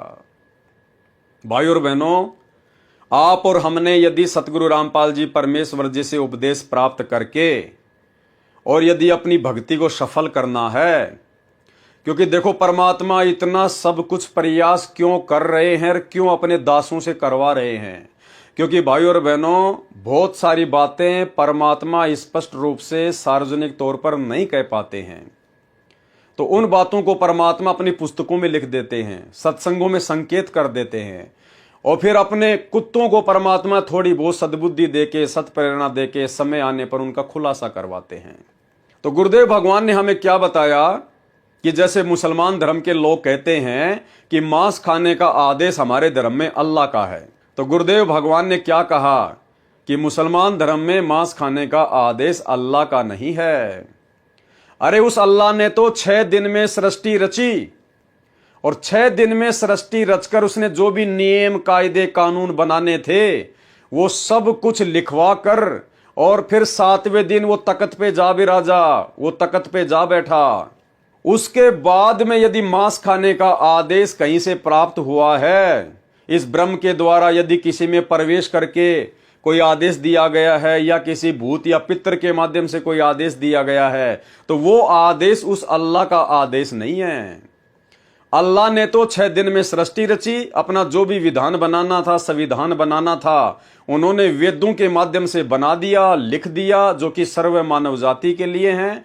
क्योंकि जिस समय परमात्मा ने ब्रह्मा जी को वेद दिए थे उस समय कोई भी धर्म धरती पर नहीं था, कोई हिंदू मुसलमान नहीं था, सिख ईसाई नहीं था, तो वेद सर्व के लिए हैं। तो परमेश्वर ने 6 दिन में सृष्टि रच के सारा विधि विधान बना के कि तुम्हारे को क्या खाना है, क्या नहीं करना है, खाने के लिए क्या क्या आदेश दिया है, पेड़ पौधे, फल फ्रूट, साग सब्जी, छोटे छोटे पौधे, काजू, किशमिश, सेव, संतरा, ये सब कुछ परमेश्वर ने हमें खाने का आदेश दिया। मांस खाने का नहीं लिखा कहीं भी, ना बाइबल में, ना श्री कुरान शरीफ में। तो परमात्मा ने तो जो भी आदेश देना था वो 6 दिन में दे दा के 7वें दिन अपने सतलोक में चले गए, तख्त पर विराजमान हो गए। उसके बाद यदि किसी भी धर्म में कोई भी मांस खाने का आदेश है तो भाई वो काल के द्वारा जीवों को भ्रमित करने के लिए, वो किसी प्रेत के माध्यम से या स्वयं किसी में प्रवेश करके जीवों के कर्म फोड़ने के लिए, वो उस काल अर्थात शैतान के आदेश हैं। तो ठीक इसी प्रकार भाई और बहनों, वर्तमान में सतगुरु रामपाल जी परमेश्वर जी के सत भक्ति मार्ग में उनके परिवार के द्वारा जो गंदगी फैला दी गई है, हमने उसको इस प्रकार से समझना है। सतगुरु रामपाल जी परमेश्वर जी ने जो भी कुछ हमें बताना था, समझाना था, जो भी नियम और मर्यादा हमें बतानी थी, समझानी थी, परमात्मा ने हजारों सत्संगों के माध्यम से बता दिया, समझा दिया, पुस्तकों में लिख दिया। यानी उन्होंने अपना पूरा संविधान, पूरा विधान अपने सत्संगों में और अपनी पुस्तकों में हमें दे दिया है। उसके बाद उनके जेल जाने के बाद में जो भी आदेश संगत को दिए जा रहे हैं, जो उनके नियमों के विरुद्ध हैं, उनके सत्संगों के विरुद्ध हैं, जैसे राजनीति करना, राजनेताओं का समर्थन करना, संगत से वोट डलवाना, पार्टी विशेष को वोट डलवाना, जगह जगह आश्रम खोलना, आश्रमों में ज्योति और पाठ करवाना, भक्तों से रक्तदान और देह दान करवाना, भक्तों को जगत वालों की रैलियों में बैठाना, धरनों पे बैठाना, गुंडों की सीबीआई जांच का समर्थन करवाना, ज्योति और पाठ का पैसा लेना कुपात्र होने के बावजूद। धनाना गांव में 50 लाख रुपए की लागत से बैडमिंटन का स्टेडियम बनवाना, धनाना गांव वालों के लिए बसें चलाना, एम्बुलेंस चलाना, गांव वालों के लिए भक्तों को मजदूर बनाकर रोडे ठीक करवाना, ये तमाम कर्म ये स्वतंत्र कर्म के तहत हैं। ये मनमाना आचरण है।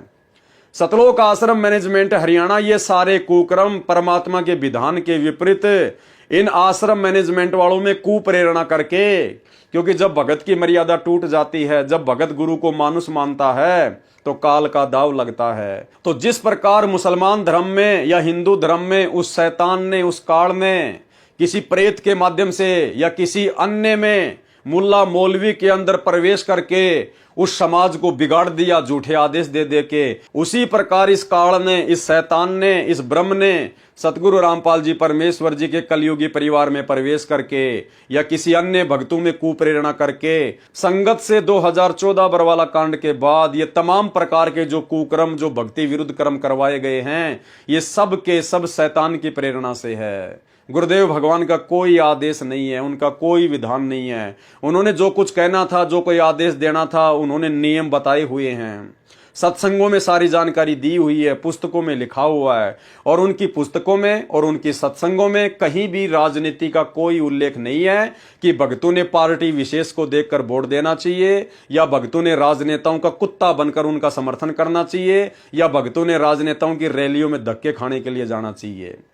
गुरुदेव भगवान की किसी भी पुस्तक में, किसी भी सत्संग में कोई जिक्र नहीं है कि भक्तों ने रक्तदान करना चाहिए या देह दान करना चाहिए इस प्रकार से आश्रम में या फिर कैंपों में। गुरुदेव का कोई आदेश नहीं है किसी पुस्तक में, किसी भी सत्संग में कि भक्तों ने गुंडों की सीबीआई जांच का समर्थन करना चाहिए या 2-3% आरक्षण के लिए जगत वालों के साथ मिलकर सरकार का विरोध करना चाहिए। कोई आदेश नहीं गुरुदेव भगवान का कि मेरी गैर हाजिरी में सत्संग सुनने के लिए आश्रम में आना चाहिए, जबकि घर घर में आश्रम है। तो भाइयों और बहनों, ये तमाम प्रकार के कर्म स्वतंत्र कर्म हैं, ये क्रियावान कर्म हैं। और इस काल ने एक सोची समझी साजिश के तहत 25% कर्म करने की छूट, स्वतंत्रता इस जीव को इसीलिए दी है कि जब इसको कोई पूर्ण संत मिल जाएगा, सच्चा सतगुरु मिल जाएगा, मेरे जाल से बाहर निकलने की जानकारी देगा, भक्ति विधि देगा, तो मैं इनको स्वतंत्र कर्मों के माध्यम से विचलित करूंगा, भ्रमित करूंगा, कुप्रेरणा करके उन लोगों में जिन लोगों पर वो नादान संगत अंधविश्वास करती है। तो अंधविश्वास तो भगत ने करना चाहिए अपने गुरुदेव पर और अपने गुरुदेव की बातों पर, लेकिन संगत ने वर्तमान में अंधविश्वास कर लिया गुरुदेव के काल प्रेरित कलयुगी परिवार पर, अपने अपने नामदान संचालकों पर, कोऑर्डिनेटरों पर, जो किसी भी प्रकार की कोई भी मर्यादा में नहीं है। तो भाई और बहनों, स्वतंत्र कर्म क्या हैं ये समझ में आ जाना चाहिए। और वर्तमान में संत रामपाल जी की 90% संगत को काल ने स्वतंत्र कर्मों के माध्यम से ठगा है और वर्तमान में लगातार ठगने की दिशा में दौड़ रहा है। एक दिन राजा तू भी अपने पुत्र के वियोग में मरेगा, ये कहकर रो रो कर प्राण त्याग दिए। राजा दशरथ ने बहुत कहा कि मैं आपका पोषण करूंगा, नौकर नौकरानी सेवा में रख दूंगा, आप ऐसा न कहें और न मरें। परंतु कुछ ही घंटों में दोनों ने तड़प तड़प कर प्राण त्याग दिए, मर गए। उस कर्म का फल राजा दशरथ को उसी जीवन में भोगना पड़ा, क्योंकि वो राजा दशरथ का स्वतंत्र कर्म था। अरे भैया, वो तालाब राजा दशरथ के बाप का थोड़ी था। अरे वो जंगल में था, तो जंगल में जानवर कहां पिएंगे पानी? जंगली जानवर क्या आसमान में जाके पानी पी के आएंगे क्या? लेकिन ये राजा दशरथ का स्वतंत्र कर्म था। उसने अपनी तरफ से साधु संतों के लिए ये सोचा कि इस तालाब का पानी बहुत अच्छा है, कोई जानवर इसको गंदा ना कर दे, क्योंकि इन साधु संतों ने मुझे आशीर्वाद दिया, इन्होंने यज्ञ किया है, तब जाकर जो है मेरे ये रामचंद्र जो है ये पैदा हुआ है। तो उसकी मनमानी धारणा थी, उसकी मनमानी सोच थी, और उसी मनमानी सोच के तहत उसने मनमाना आचरण किया। उसने खुद जाकर तालाब पर पानी की रक्षा करने का ठेका लिया, जिम्मा लिया। वो उसका स्वतंत्र कर्म था, जिसके तहत श्रवण मारा गया। उनके माता पिता ने उसको श्राप दिया, और उसी जन्म में उसी क्रियावान कर्म का, उसी स्वतंत्र कर्म का भोग राजा दशरथ को भोगना पड़ा। श्री रामचंद्र जी का बाप, अयोध्या का राजा, एक छोटे से स्वतंत्र कर्म के कारण, जो स्वतंत्र कर्म भक्ति विधान के विरुद्ध था, उसका भोग उसको भोगना पड़ा। अकाल मृत्यु को प्राप्त हुआ और भूत प्रेत की योनियों में गया, भूत प्रेत की योनियों में। उस कर्म का फल राजा दशरथ को उसी जीवन में भोगना पड़ा जो श्राप का प्रभाव था। श्री रामचंद्र जी जब वनवास को चले तो राजा दशरथ अपने महल की सबसे ऊंची छत अर्थात चौबारे पर चढ़कर देखता रहा।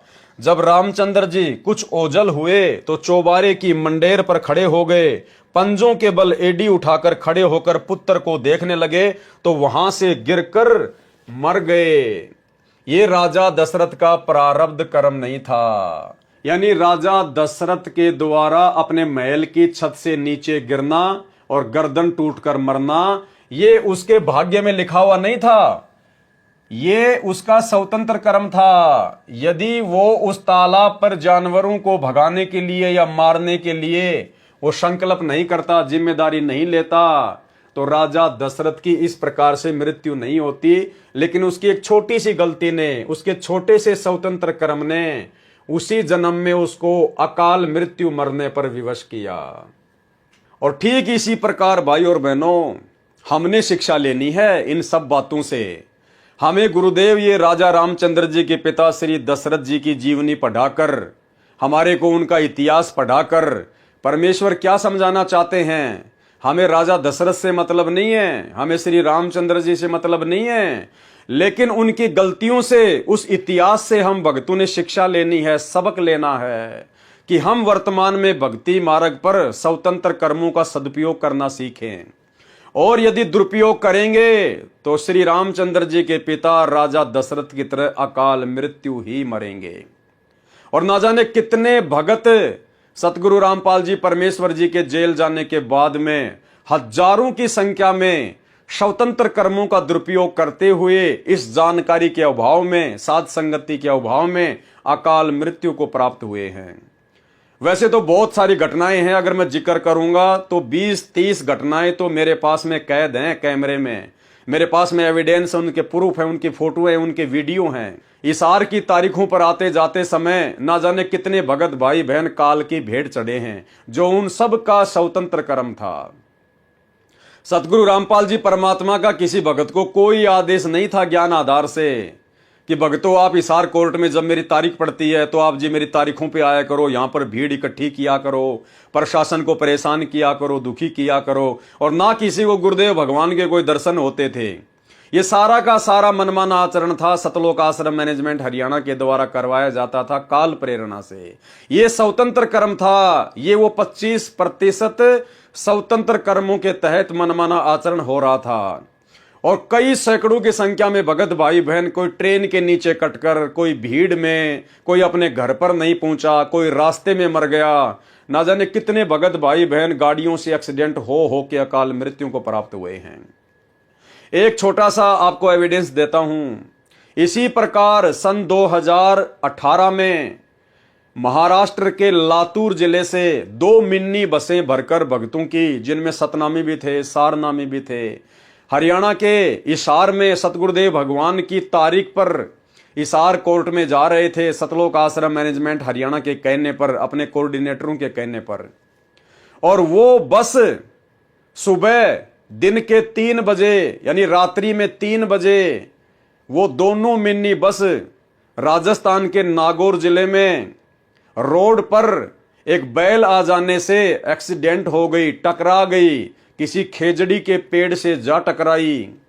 और भाई और बहनों, 13 भगतों की अकाल मृत्यु उस रोड एक्सीडेंट में हुई, जो महाराष्ट्र से आ रहे थे, जो अपने गुरुदेव की हिसार की तारीख पर जा रहे थे। तो ये उनका स्वतंत्र कर्म था, जो उन्होंने ज्ञान को आधार नहीं बनाया और अपने कोऑर्डिनेटर के कहने पर या गुरुदेव के कलयुगी परिवार के द्वारा जो मैसेज पीले पर्चे के माध्यम से डाले जाते हैं, केवल उन्हीं को आधार बनाकर ये उनका मनमाना आचरण था और अपने घर से निकल लिए। जबकि भक्तों का कोर्ट में क्या काम है? अरे कोर्ट में तो कानूनी कार्रवाई होती है, वहां तो वकीलों का और जजों का काम है। संगत को ABCD का पता नहीं है, तो संगत का वहां पे जाने का क्या काम था? अरे तुम्हारे गुरु कोई सामान्य व्यक्ति थोड़ी है, कोई सामान्य कोई संत थोड़ी है, स्वयं पूर्ण ब्रह्म परमात्मा है। तुम्हें विश्वास क्यों नहीं था भाई? घर बैठ के अपनी भक्ति करते, परमेश्वर अपने मिशन को पूरा करके अपने हिसाब से आ जाएंगे। और तुमने कौन सा हिसार की तारीखों पे जा जाके अपने गुरुदेव को हिसार जेल से बाहर निकलवा लिया भाई? जैसे कोरोना आया, सरकार ने डंडे दिखाए, तुम बड़े बड़े भगत जिनसे रहा नहीं जाता था गुरु दर्शनों के बिना, तुम लोग आज तक कभी हिसार की तारीखों में गए? अरे 4 साल हो गई, तुमने कभी दर्शन किए अपने गुरुदेव के हिसार की तारीखों पे जाकर? तो ये सारा का सारा पाखंड था, मनमाना आचरण था। इस काल ने स्वतंत्र कर्मों का दुरुपयोग संगत से करवाना था, गुरुदेव के बेटा बेटी भाई बंधु रिश्तेदारों को और इन स्वार्थी कोऑर्डिनेटरों को निमित्त बनाकर। और कई सैकड़ों की संख्या में परमेश्वर की आत्माएं अकाल मृत्यु को प्राप्त हुई। देखिए ये छोटा सा वीडियो। नमस्कार, वन इंडिया हिंदी में आपका स्वागत है। राजस्थान के नागौर में शनिवार तड़के बड़ा हादसा हो गया। नागौर के कुचामन सिटी के पास 2 मिनी बसें बेकाबू होकर पेड़ से टकरा गई। इस हादसे में 12 लोगों की मौत हो गई, जबकि दर्जन भर लोग घायल हैं। घायलों को स्थानीय अस्पताल में भर्ती कराया गया है। पुलिस के मुताबिक महाराष्ट्र के लातूर और सोलापुर के लोग 2 मिनी बस में सवार होकर हरियाणा के हिसार जा रहे थे। बस किशनगढ़ हनुमानगढ़ मेगा हाईवे से कुचामन सिटी के पास से गुजर रही थी, तभी सामने लावारिस गौवंश आ गए। इन्हें बचाने की कोशिश में एक मिनी बस बेकाबू हो गई और सड़क किनारे खिजली के पेड़ से जा टकराई। उसके पीछे चल रही बस भी बेकाबू हो गई और पेड़ से टकरा गई। वहीं इस दर्दनाक हादसे में एक बच्ची और 4 महिलाओं समेत 12 लोगों की मौत हो गई। वहीं दोनों बसों में सवार यात्रियों में से 10 लोग घायल हैं, जिनमें से 6 की हालत बेहद गंभीर बताई जा रही है। फिलहाल इस खबर में इतना ही। तमाम अपडेट्स के लिए बने रहिए वन इंडिया हिंदी के साथ। इसके बाद देखिए भाइयों और बहनों, ये छोटी सी न्यूज संत रामपाल जी की तारीख पर गया हुआ भगत हिसार में ट्रेन के आगे आ जाने से कटकर मृत्यु को प्राप्त हुआ। इसके अलावा मुंडका आश्रम की ये न्यूज देखिए। दिल्ली में जो मुंडका आश्रम खोला गया है गुरुदेव के कलयुगी परिवार के द्वारा धार्मिक धंधे के लिए, उस आश्रम में भक्तों को नीचे टैंक की सफाई करने के लिए उतारा गया, 3 भक्तों को, जिसमें 2 भगत उस टैंक में जहरीली गैस से दम तोड़कर मर जाते हैं। यह मनमाना आचरण था, यह स्वतंत्र कर्म का दुरुपयोग था। ऐसी ऐसी ना जाने भाइयों और बहनों सैकड़ों प्रकार की न्यूज भक्तों की अकाल मृत्यु की स्वतंत्र कर्मों के दुरुपयोग के कारण, मैनेजमेंट के कहने पर मनमाने आचरण के कारण रोजाना आती ही रहती थी। और वर्तमान में इन्होंने अपने धार्मिक धंधे के लिए जितने भी सतलोक आश्रम खोल रखे हैं, इन आश्रमों में जब ये भंडारे वगैरह का आयोजन करते हैं तो ना जाने कितने भगत बेचारे आते जाते समय अकाल मृत्यु को प्राप्त होते हैं, एक्सीडेंट में मारे जाते हैं। तो भाइयों और बहनों, यह काल का बहुत भयंकर षड्यंत्र है, बहुत बड़ा जाल है। परमात्मा की दया हुई जो सत्सेवक भाई बहन इनके षड्यंत्र में नहीं फंसे, गुरुदेव भगवान ने हमें बचा लिया, अन्यथा आज आप और हमारी भी वही दुर्गति होती। और दूसरी तरफ भाइयों और बहनों, जब से इन्होंने अपने धार्मिक धंधे के लिए आश्रम शुरू किए हैं और वहां भक्तों ने आना जाना शुरू किया है, उससे पहले हम भाई बहनों ने साध संगतियां शुरू कर दी थी। सैकड़ों की संख्या में बड़ी बड़ी साध संगतियां हुई, हजारों हजारों भगत आया करते थे। आज तक का इतिहास गवाह है, एक भी भगत की उंगली का नाखून तक भी गुरुदेव भगवान ने नहीं उतरने दिया। कोई भी सत्सेवक अकाल मृत्यु को प्राप्त नहीं हुआ, अकाल मृत्यु को प्राप्त नहीं हुआ। क्यों? क्योंकि हम जो स्वतंत्र कर्म कर रहे थे वो ज्ञान को आधार बनाकर और परमेश्वर के भक्ति विधि विधान अनुसार कर रहे थे, जिसका परिणाम भी अच्छा ही निकलना था। तो भाइयों और बहनों, ये हमने ध्यान रखना है।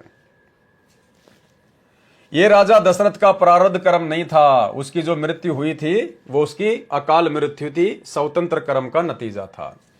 श्रवण तथा उसके माता पिता के श्राप से राजा दशरथ की दुर्घटना के कारण अकाल मृत्यु हुई थी, जिस कारण से भूत पितर योनि को प्राप्त हुए। श्री रामचंद्र जी के पिता, जिसको पूरा हिंदू समाज अपना भगवान मानता है, परमात्मा मानता है, श्री रामचंद्र जी को, अरे जब उस भगवान का पिता अकाल मृत्यु मरा और मरने के बाद में भूत प्रेत बना, और इसका प्रमाण तो आपकी रामायण भी देती है मेरे भाई। जब वनवास के दौरान सीता जी अपने पूर्वजों के श्राद्ध निकाला करती थी, तो उनकी लिस्ट में सीता जी को, उन भूत और प्रेतों की लिस्ट में सीता जी को राजा दशरथ भी खड़े दिखाई दिए, उसका भी उसने श्राद्ध निकाला।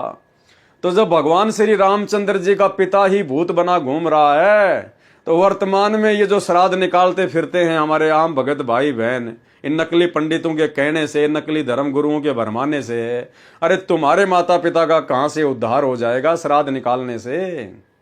तो भाई और बहनों, सोचो, विचार करो, सतगुरु रामपाल जी परमेश्वर जी के यूट्यूब पर सत्संग सुनना शुरू करो। जिस कारण से भूत पितर योनि को प्राप्त हुए। जब सीता जी ने वनवास काल में अपने पूर्वजों के श्राद्ध किए, तो राजा दशरथ भी पितरों की पंक्ति में बैठे दिखाई दिए, भूत बना हुआ था। राजा दशरथ की मृत्यु क्रियावान यानी वर्तमान कर्म का फल था, स्वतंत्र कर्म का फल था। देख लो भाई और बहनों, स्वतंत्र कर्म क्या होते हैं और स्वतंत्र कर्मों का भोग कितना खतरनाक होता है, कितना जबरदस्त होता है। और सतलोक आश्रम मैनेजमेंट हरियाणा ने तो स्वतंत्र कर्मों की बाढ़ सी ला के रख दी है, बाढ़ सी लाकर। इनके साथ क्या बनेगा क्या नहीं बनेगा, वर्तमान में बनेगा या अगले जन्मों में बनेगा, क्योंकि पार होने वाले तो ये है नहीं इस मनुष्य योनि में। और जो जो इन्होंने स्वतंत्र कर्मों का दुरुपयोग किया और संगत से करवाया है, तो भाई उसी रेशियो में भोग भोगना पड़ेगा। क्योंकि सतलोक आश्रम मैनेजमेंट हरियाणा को स्वतंत्र कर्म करने और करवाने के लिए संगत ने प्रेरित किया है। अगर संगत इनका आर्थिक रूप से और शारीरिक रूप से सहयोग ना करती तो ये लोग किसी भी प्रकार से अपने कर्म नहीं फोड़ पाते। लेकिन संगत ने अंधी होकर इन कुपात्रों को गुरुदेव के ज्ञान को आधार ना बनाकर ज्योति और पाठ का जो पैसा दिया है, शारीरिक रूप से इन आश्रमों में जो सहयोग किया है, इन आश्रमों को बनाने के लिए जो जमीन दी है, जो पैसा दिया है, जो मजदूर बनकर ये लगे रहे, ये सारे के सारे इनके स्वतंत्र कर्म थे। इनका भोग सबको भोगना पड़ेगा। अरे गुरुदेव भगवान का गला बैठ गया ये कहते कहते कि गुरु बिन दान पुण्य जो कर ही मिथ्या होए कभू न फल ही। तुम्हारे गुरु जी तो जेल में बैठे हैं और दान लेने का अधिकारी केवल सुपात्र होता है, सुपात्र केवल सतगुरु है, सतगुरु जेल में बैठा है। तुम किसको दान दे रहे हो? इन आश्रमों में जाकर किसको दान दे रहे हो? किसको ज्योति पाठ दे रहे हो? किसको जमीन दान कर रहे हो? कुपात्रों को। गुरु बिन माला फेरते, गुरु बिन देते दान, गुरु बिन दोनों निष्फल है, चाहे पूछो वेद पुराण। अरे तुम्हारे गुरुदेव तो हिसार की जेल में बैठे हुए हैं, उनको तो 2 टाइम की रोटी और 2 जोड़ी कपड़े सरकार की तरफ से मिलते हैं। फिर तुम्हारा ये अरबों खरबों का दान कहां जा रहा है? ये राजनीति में जा रहा है, आरक्षणबाजी में जा रहा है, गुंडों की सीबीआई जांच में जा रहा है, अपने ऐसो आराम में जा रहा है। हाल ही एक भगत भाई जो कि धनाना आश्रम में गया हुआ था, वो प्लम्बर का काम करता था, तो गुरुजी का जो छोटा लड़का है मनोज, वो अपने घर पर कुछ काम करवाने के लिए, कुछ नल वगैरह की फिटिंग करवाने के लिए उस भगत को अपने घर पे ले जाता है। उस भगत ने बाद में बताया कि भगत जी मैं तो दंग रह गया, गुरुजी के छोटे बेटे की कोठी देखकर, इतना आलीशान मकान, इतने ऐसो आराम के साधन, भगत जी मैं तो दंग रह गया। मेरी आंखें फटी की फटी रह गई कि भाई संगत के दान का तो ये लोग यहां दुरुपयोग कर रहे हैं। गुरुदेव भगवान तो कहते हैं कि भगत को ये नाम लेने के बाद, 13वें पंथ में आने के बाद में बड़े बड़े आलीशान मकान बनाने की जरूरत नहीं है।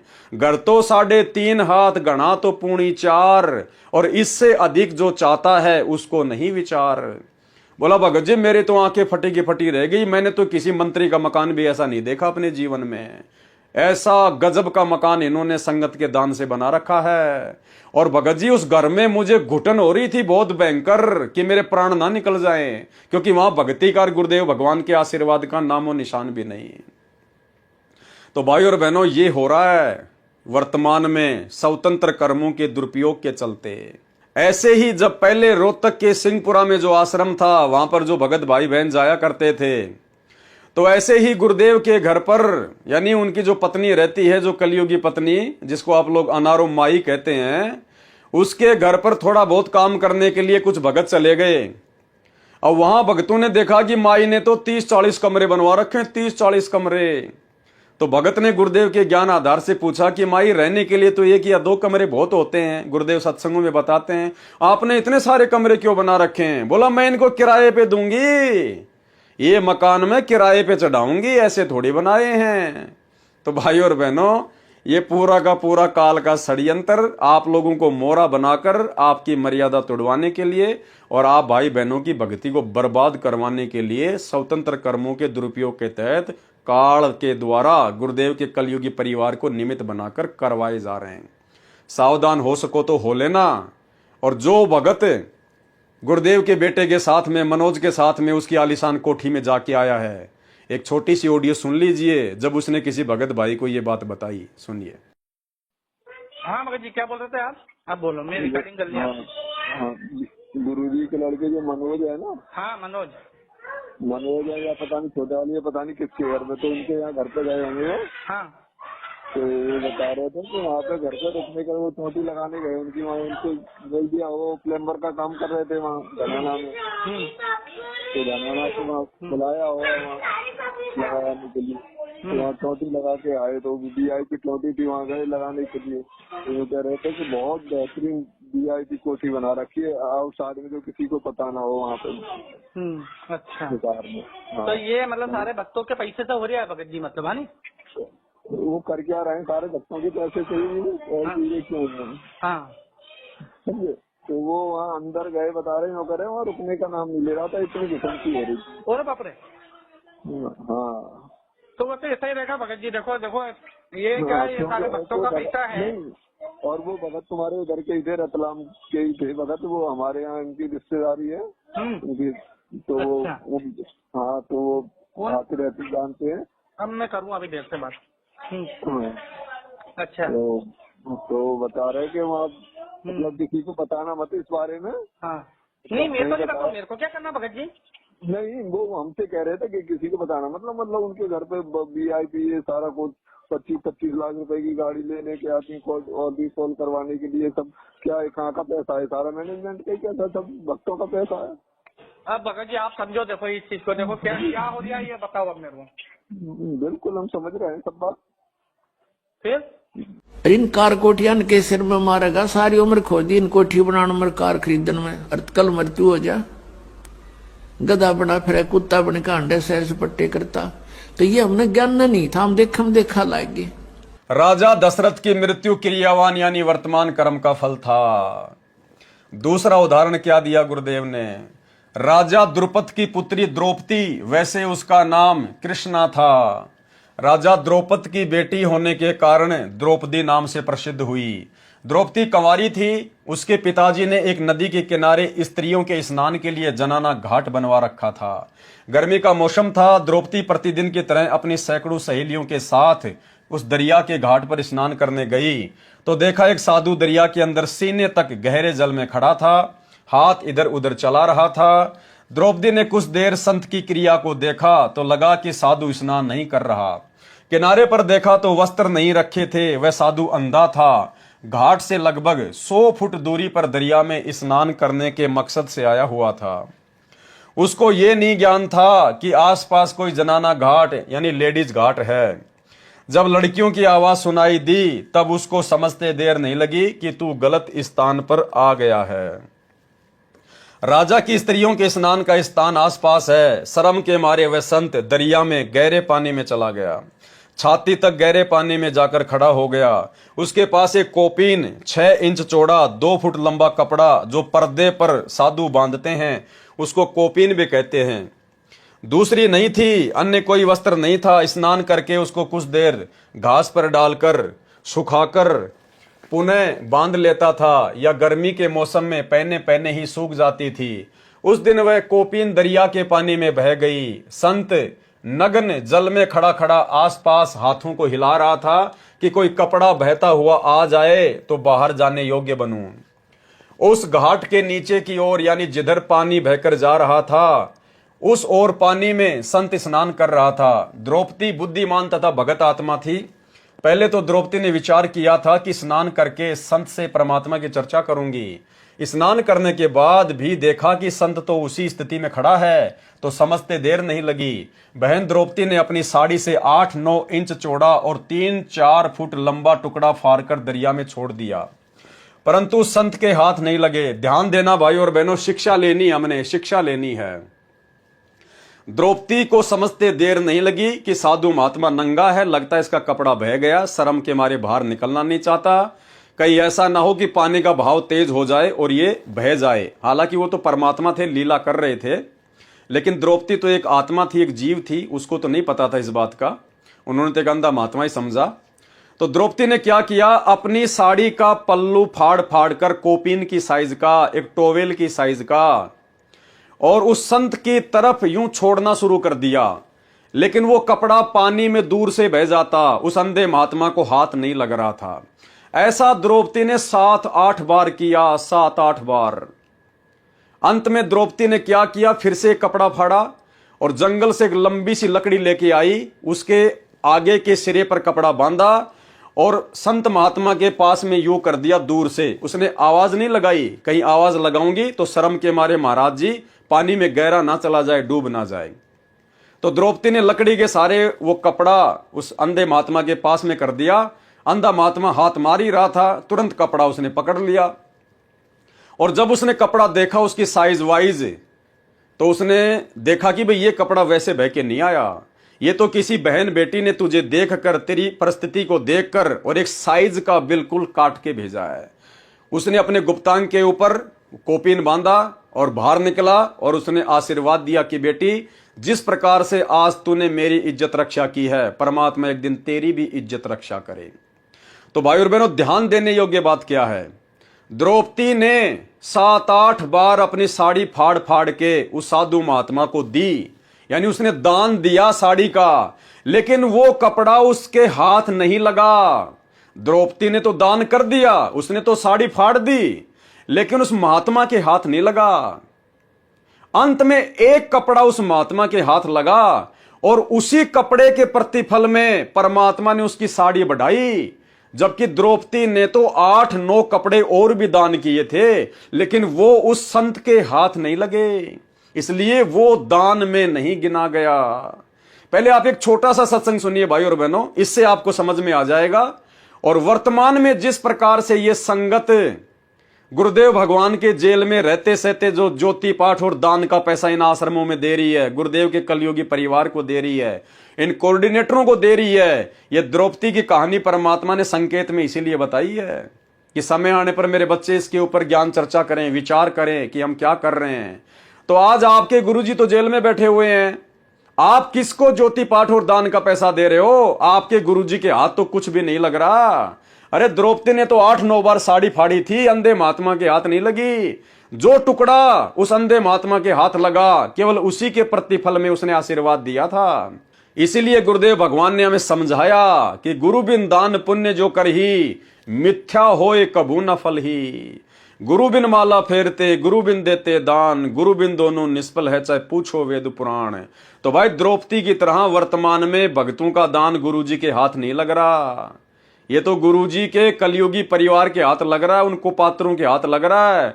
और उनको पात्रों ने आपके दान धर्म का दुरुपयोग करने में कोई कसर नहीं छोड़ रखी। 50-50 लाख का खेल का स्टेडियम, गुरुजी तो ताश भी खेलने के लिए मना करते हैं, सहयोग भी नहीं करना। फिर तुमने धनाना गांव वालों के लिए 50 लाख का बैडमिंटन का स्टेडियम क्यों बनवाया? धनाना गांव वालों के लिए एम्बुलेंस चला दी, बसें चला दी। धनाना आश्रम में तुम 3 एकड़ जमीन में हॉस्पिटल खोल रहे हो, तुम्हारी बुद्धि भ्रष्ट हो गई है। ये भगवान तो अपनी भक्ति से जिन लोगों को हॉस्पिटल से जवाब मिल जाता है उनका रोग काटते हैं, और तुम उसी संत के नाम से उसकी संगत का दान और समय बर्बाद करते हुए आश्रम में ही हॉस्पिटल का काम शुरू कर दिया। गुंडों की सीबीआई जांच, गुंडों को सीबीआई जांच के लिए 5-5 लाख रुपए देना, आरक्षणों में भक्तों को बैठाना, करोड़ों रुपए आरक्षण वालों को देना। तो भाई और बहनों समझ जाओ, नहीं तो दुर्गति तैयार है। तो सुनिए छोटा सा सत्संग। द्रौपदी ने 7-8 बार साड़ी फाड़ी, लेकिन अंधे महात्मा के हाथ नहीं लगी। अंत में एक टुकड़ा हाथ लगा, और गुरुदेव कह रहे उसी एक टुकड़े के प्रतिफल में, उन 8-9 टुकड़ों के प्रतिफल में नहीं। जो उस महात्मा के हाथ लगा जो दान, केवल उसी के प्रतिफल में द्रौपदी का चीर परमात्मा ने बढ़ाया था। तो भाई हमारे पूज्य गुरुदेव तो हिसार जेल में बैठे हैं, तुम्हारा ज्योति पाठ का पैसा कहां जा रहा है महापुरुषों? सुनिए सत्संग। धर्म बिना धापे नहीं ये प्राणी प्रपंच, आस बिरानी क्यों के रत्न दिया हो तो संच। यदि पहले दान किया तो आज मिलेगा, अन्यथा तो सिर पटक ले, चाहे कितने किसी प्रकार की तू अन्य साधना कर ले। हाँ, ये मान लीजिए तेरे भाग्य में नहीं है, पूर्व में दान नहीं कर पाया, तो अब आपको तरीका बताया जा रहा है, ऐसे कीजिए। प्रमाण है कि जैसे द्रौपदी ने उसी जन्म में एक अंधे महात्मा को एक बिल्हातानी अर्थात 8-9 इंच का एक कपड़ा लंगोट टाइप, कोपीन टाइप बना के पाड़ के दिया था। यानी वैसे तो उसने लगभग सारी साड़ी पाड़ के डाल दी थी नदी में। अंधा महात्मा था, हाथ नहीं लग गया, वह एक लकड़ी का लपेट के उसके हाथ के लगा दी। अर्थात उस इतने के कपड़े का दान का इसी जन्म में भी परमात्मा ने उसको लाभ दे दिया, क्योंकि वो सुपात्र को दान किया गया था। वो परमात्मा कहता है कि जो जन मेरी शरण है ताका हूं मैं दास, गेल गेल ला गया फिरूं जब तक धरती आकाश। बहन द्रौपदी ने अपनी साड़ी से 8-9 इंच चौड़ा और 3-4 फुट लंबा टुकड़ा फाड़कर दरिया में छोड़ दिया, परंतु संत के हाथ नहीं लगा। ऐसे ऐसे 7-8 टुकड़े साड़ी से फाड़ फाड़ कर डाले, परंतु व्यर्थ रहे। क्या कह रहे हैं गुरुजी? परंतु व्यर्थ रहे, बेकार गया वो दान, क्योंकि संत के हाथ नहीं लगा, क्योंकि संत को दिखाई नहीं दे रहा था। लड़की होने के नाते द्रौपदी बोलना नहीं चाहती थी कि कहीं मेरे बोलने से संत शर्म के मारे और गहरा दरिया में चला न जाए। आगे दरिया बहुत गहरी है, पानी का बहाव भी बहुत तेज है। बहन द्रौपदी ने एक टुकड़ा और फाड़ा, यानी साड़ी आधे से अधिक फाड़ दी और जंगल से एक लंबी लकड़ी उठाकर उसके सिरे से कपड़े का टुकड़ा लपेटकर संत के हाथों के पास कर दिया। संत के हाथों से कपड़ा लगा तो तुरंत पकड़ लिया। पहले तो सोचा कि किसी बहन बेटी का कोई कपड़ा बहकर आ गया होगा, परंतु कोपीन आकार का कपड़ा हाथों से पहचान कर समझ गया कि किसी बेटी ने अपनी साड़ी फाड़कर कोपीन बनाई है। संत ने कहा, हे बेटी, तेरा भला करे करतार, तूने मेरे पर्दे की ओट करके मेरी लाज रखी है। तेरे को परमात्मा अनंत वस्त्र दे तथा तेरे पर्दे गुप्तांग की लाज रखे।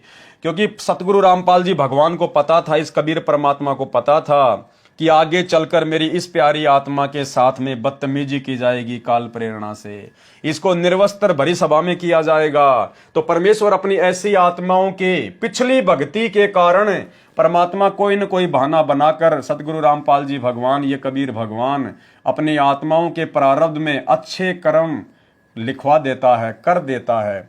तो ये बहन द्रौपदी का स्वतंत्र कर्म था, उस अंधे महात्मा को दान करना अपनी साड़ी का, ये बहन द्रौपदी का स्वतंत्र कर्म था। लेकिन उसका दान सुपात्र के हाथ में लग गया। अगर किसी कुपात्र के हाथ में लग जाता तो बहन द्रौपदी की इज्जत रक्षा नहीं होती। वो कुपात्र क्या करता, फिर बाहर निकलकर अपना सुल्फा भरता और वो ही पीता या आन उपासना कर रहा होता। तो बहन द्रौपदी को कुपात्र को साड़ी दान करने के कारण किसी प्रकार का कोई लाभ नहीं होता, लेकिन उसने सुपात्र को दान किया। तो भाई भक्तों, सुपात्र तो वर्तमान में हिसार जेल में बैठा है, बाकी तो सब कुपात्र ही कुपात्र हैं। और कुपात्रों को जाकर आश्रमों में जो तुम दान पुण्य कर रहे हो, ज्योति पाठ का पैसा दे रहे हो, आश्रमों के लिए जमीन दे रहे हो, ये तुम्हारे स्वतंत्र कर्म का दुरुपयोग करवा रहा है काल, दुरुपयोग। साधु बोले सहज सुभाए, साधु का बोला मिथ्या न जाए। यानी जो पूर्ण संत होता है, जो पूर्ण सतगुरु होता है, वो अगर नॉर्मल भी कोई बात बोल दे, आपस में बैठा बैठा या हंसी मजाक में या जैसे भी है, अगर कोई भी बात बोल देता है तो परमात्मा कहते हैं साधु का वचन कभी झूठा नहीं जाता है। साधु बोले सहज स्वभाव, साधु का बोला मिथ्या ना जाए। संत वचन पलटे नहीं, चाहे पलट जाए ब्रह्मांड। जो सच्चा संत होता है, सच्चा सतगुरु होता है, उसका वचन कभी खाली नहीं जाता। विचार करने की बात है, राजा की लड़की के साथ तो 2-4 नौकरानी भी होती हैं। द्रौपदी उनको भी कह सकती थी कि तुम अपनी साड़ी से कपड़ा फाड़कर डाल दो, परंतु उसको अध्यात्म ज्ञान था तथा पूर्व जन्म का शुभ संस्कार था, जिस कारण से उसने विचार किया कि मैं रोटी खाऊंगी तो मेरा पेट भरेगा, बांदी खाएगी तो बांदी का पेट भरेगा, यानी मैं दान करूंगी तो मुझे लाभ होगा, बांदी दान करेगी तो उसको लाभ होगा। द्रौपदी ने इसलिए यह अवसर हाथ से नहीं जाने दिया। संत कोपीन बांधकर चला गया, लड़कियां पहले चली गई थी। द्रौपदी का विवाह अर्जुन के साथ हुआ। माता की आज्ञा अनुसार वह 5 पांडवों की पत्नी बनी। जिस समय राजा युधिष्ठिर जुए के खेल में दुर्योधन से सर्व राज तथा द्रौपदी को भी हार गए, तब भरी सभा में दुर्योधन ने द्रौपदी को नंगी करने की योजना बनाई। दुर्योधन ने अपने भाई दुशासन से कहा कि द्रौपदी को नंगा करके मेरी जांग पर बैठा। सभा में 5 पांडव, 101 कौरव तथा गुरु द्रोणाचार्य, दानवीर कर्ण, भीष्म पितामह, चाचा विदुर तथा अन्य सेनापति उपस्थित थे। दुर्योधन का आदेश पाकर दुशासन द्रौपदी की साड़ी का पल्ला पकड़कर साड़ी उतारने लगा। द्रौपदी ने पहले तो अपने 5 पतियों की ओर देखा। वे जुए में हार चुके थे, मर्यादा में बंधे थे। नीचे गर्दन कर ली, देखा तक नहीं। अन्य उपस्थित महानुभावों की ओर देखा और रक्षा की प्रार्थना की, परंतु वे दुर्योधन का मलिन अन्न खाकर मलिन आत्मा हो चुके थे। उस सभा में एक संत विदुर जी विराजमान था, जो इंसान बीज था। विदुर जी खड़ा हुआ और दुर्योधन से कहने लगा कि हे दुर्योधन, आप किसकी बेइज्जती कर रहे हो? आपका एक कुल, एक परिवार है। जनता कहेगी कि अपनी इज्जत आप ही खराब कर दी। कुछ विचार से काम लो, अहंकार में अंधा न हो। यह बात सुनकर दुर्योधन अपने चाचा विदुर को बुरा भला कहने लगा कि तू गुलाम सोच का व्यक्ति है, तू तो बांदी नौकरानी का पुत्र है, तू तो पांडवों का सदा ही पक्ष लेता आ रहा है। ये सुनकर भीष्म पितामह, गुरु द्रोणाचार्य तथा कर्ण मुस्कुराए। अब देखना भाइयों और बहनों इनके साथ में क्या बनेगी। भीष्म पितामह, गंगा पुत्र गुरु द्रोणाचार्य और ये सूर्य पुत्र कर्ण। दुर्योधन ने उठकर अपने चाचा के मुख पर थप्पड़ मारा, विदुर सभा छोड़कर चला गया। भाई एक सच्चे न्यायकारी व्यक्ति का, एक सच्चे भगत का यही होता है, या तो सभा में बैठो मत, अगर सभा में बैठो तो सच को सच कहो, चाहे कीमत कोई भी क्यों ना चुकानी पड़े। और यदि आपकी बात को कोई नहीं मानता है तो सभा को त्याग कर चल देना चाहिए, अन्यथा दोषी बन जाओगे। भीष्म पितामह, द्रोणाचार्य या कर्ण में से कोई एक भी खड़ा होकर यह कह देता कि दुर्योधन तुम भाई भाई कुछ भी करो, परंतु सभा में अबला के साथ दुर्व्यवहार ठीक नहीं, यह क्षत्रिय धर्म के विरुद्ध है, तो कौरवों की क्या मजाल थी कि वे द्रौपदी के चीर को हाथ लगा दें। उन्होंने कुछ भी प्रतिक्रिया नहीं की, सभा में बैठे रहे। पाठक जन विचार करें भाई और बहनों, भीष्म पितामह, द्रोणाचार्य और कर्ण इतने जबरदस्त योद्धा थे, सूरवीर थे। गुरुदेव भगवान कहते हैं उनमें से अगर एक भी खड़ा होके कह देता कि नालायको तुम ये क्या कर रहे हो, अरे एक ही परिवार के भाई बंधु और अपनी इज्जत को उछाल रहे हो तुम, अगर एक भी खड़ा होके हिम्मत कर लेता, दुर्योधन की औकात नहीं थी। ठीक इसी प्रकार भाई और बहनों, साध संगतियां जो गुरु महिमा के अंतर्गत होती हैं, हम किसी का कोई बुरा नहीं कर रहे थे, हम कोई भक्ति मर्यादा विरुद्ध कार्य नहीं करते, अपने गुरु को भोग लगाते हैं, गुरु की महिमा करते हैं, ज्ञान आधार से चर्चा करते हैं, भाई बहनों को समझाने के लिए संगत में काल प्रेरणा से जो गलतियां काल करवाता है उनकी जानकारी देते हैं। और हमारे तो वीडियो सार्वजनिक होते हैं, हर साथ संगति का वीडियो या तो हम लाइव चलाते थे या फिर उसके बाद में फेसबुक और यूट्यूब पर वीडियो बना बना के डाले जाते हैं। कोई माई का लाल एक भी पॉइंट उनमें गलत साबित नहीं कर सकता, जितनी हमारी बुद्धि ने काम किया, बाकी हम भी जीव हैं। इसके बावजूद सतलोक आश्रम मैनेजमेंट हरियाणा के द्वारा, गुरुदेव के परिवार के द्वारा हम लोगों को मारा गया, पीटा गया, बदतमीजियां की गई, झूठे मुकदमे लगाए, जेल में डलवाए। और ये जितने भी स्टेट कोऑर्डिनेटर थे, जितने भी बड़े बड़े जो ये महापुरुष हैं, बड़े बड़े सेवादार हैं, ये सब भीष्म पितामह, कर्ण और द्रोणाचार्य की तरह नाटक देख रहे हैं, खुश हो रहे हैं कि हो गई पिटाई, हो गई जेल, उसको हो गई साथ संगति बंद, हमने साथ संगति कैंसिल करवा दी। भीष्म पितामह, कर्ण और द्रोणाचार्य की तरह ये बड़े बड़े स्टेट कोऑर्डिनेटर, बड़े बड़े सेवादार सतगुरु रामपाल जी परमेश्वर जी के काल प्रेरित कलयुगी परिवार का मलिन अन्न खाकर इनकी आत्मा मलिन हो चुकी है। भाई और बहनों, अगर इनमें से अगर 2-4 कोऑर्डिनेटर भी अगर हिम्मत कर लेते ना, स्टेट कोऑर्डिनेटर 2-4 भी अगर ज्ञान को आधार बनाकर, अगर जरा भी कॉमन सेंस को यूज करके कि भाई चलो ठीक है कुछ भी है, लेकिन वो कर तो गुरु महिमा रहे हैं, अरे वही गुरु जी का ज्ञान बता रहे हैं, गुरु जी के सत्संगों पे चर्चा कर रहे हैं, गुरु जी को भोग लगा रहे हैं, फिर उन्हें क्यों परेशान किया जाता है। आज समाज के अंदर बालाजी के, हनुमान जी के, माता जी के, शंकर जी के लाखों मंदिर हैं। कोई तो अपना कोई मंदिर पूजता है, कोई अपनी साधना कैसे करता है। क्या कोई दूसरा व्यक्ति ये आके कहता है कि भैया मैं तो दक्षिण मुखी हनुमान जी को पूजता हूं और तू ये उत्तर मुखी हनुमान जी को क्यों पूज रहा है? क्या वो लड़ाई झगड़ा करते हैं? क्या वो मारपीट करते हैं? एक ही हनुमान जी की पूजा कई प्रकार से होती है, लेकिन कोई किसी को आपत्ति नहीं है, कोई किसी को दिक्कत नहीं है, जो जैसा करेगा अपना पाएगा। लेकिन इन लोगों को आपत्ति क्यों हुई? क्योंकि इनका धार्मिक धंधा धीरे धीरे बंद होने की कगार पे आ गया, क्योंकि इन्होंने संत रामपाल जी के भक्ति मार्ग को धार्मिक धंधा बना लिया। उनके बेटा बेटी, भाई बंधु, रिश्तेदारों ने, इन कोऑर्डिनेटरों ने।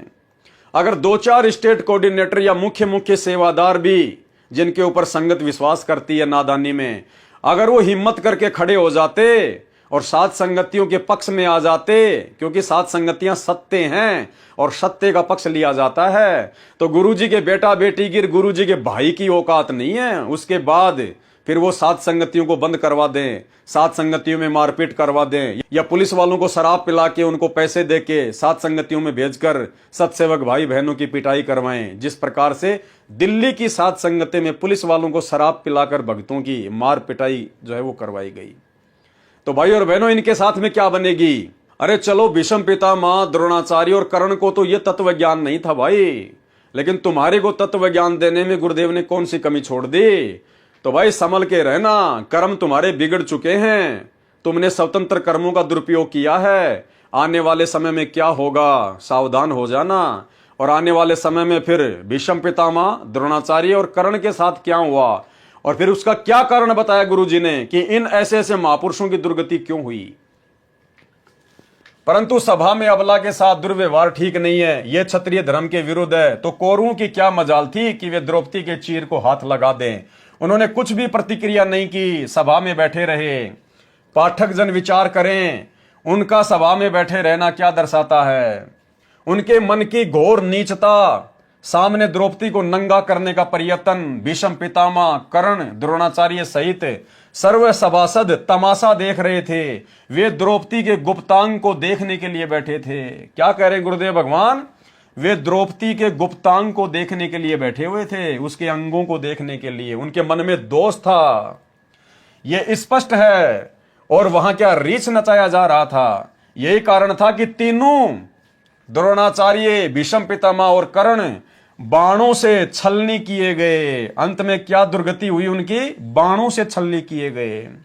उन्होंने सत्य का साथ नहीं दिया, उनके मन में दोष था, उन्होंने झूठों का साथ दिया। ये जितने भी स्टेट कोऑर्डिनेटर हैं, जितने भी बड़े बड़े सेवादार हैं, इन सब के मन में दोष है, स्वार्थ है, लालच है। काल प्रेरणा से इन्होंने कभी भी साथ संगत वालों का सत्य आधार से पक्ष नहीं लिया। और ये सतलोक आश्रम मैनेजमेंट हरियाणा वालों का, गुरुदेव के परिवार वालों का मलिन अन्न खाकर इन सब की बुद्धि भीष्म पितामह, द्रोणाचार्य और कर्ण की तरह गंदी हो चुकी है।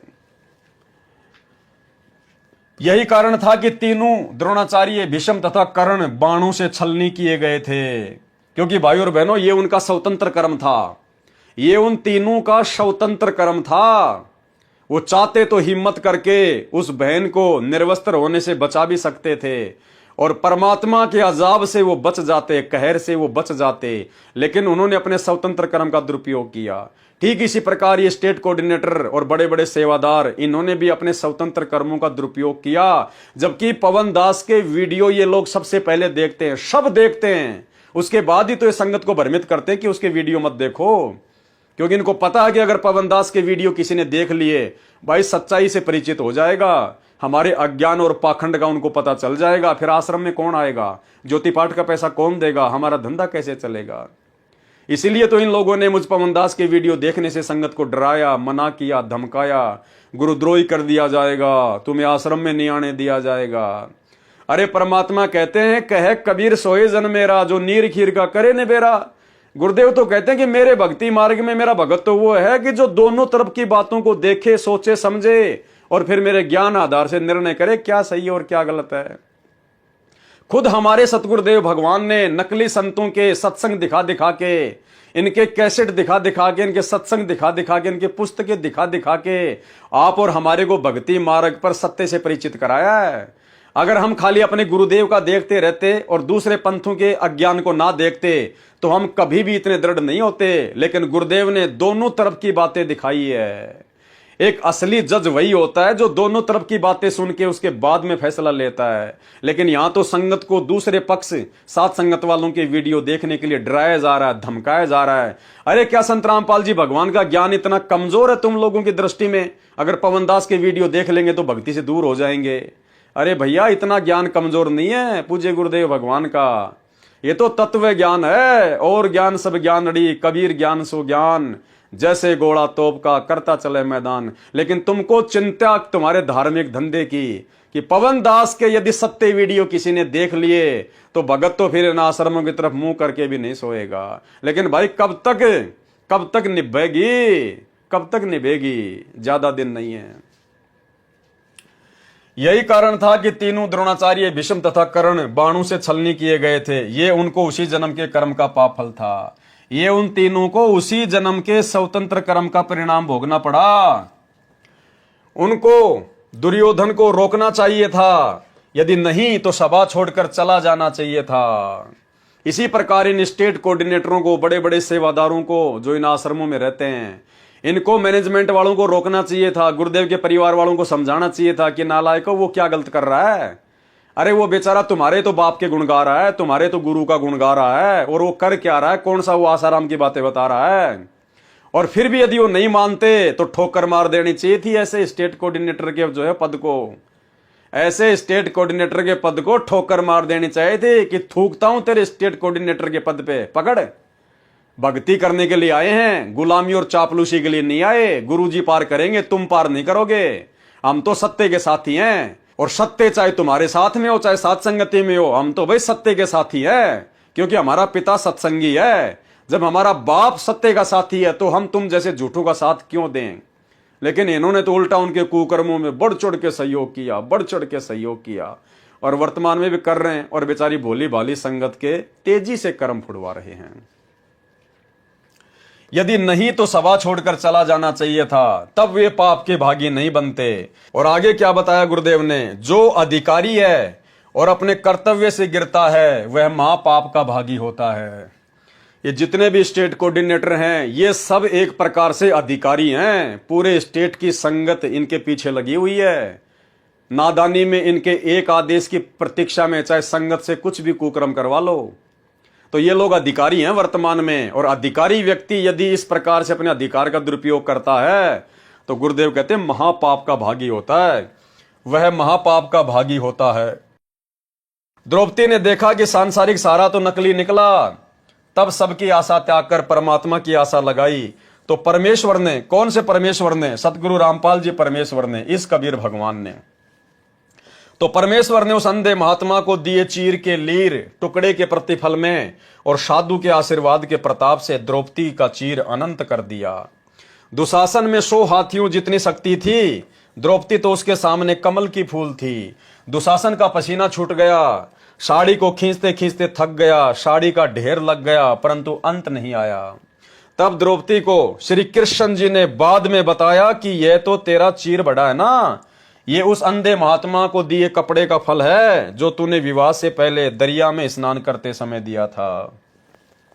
एक चीर के कारण मेरा बढ़ गया चीर अपार। चीर यानी वो कपड़े का टुकड़ा। द्रौपदी ने फिर क्या कहा कि एक चीर के कारण मेरे बढ़ गए चीर अपार, जो मैं पहले जानती तो देती सब कुछ वार।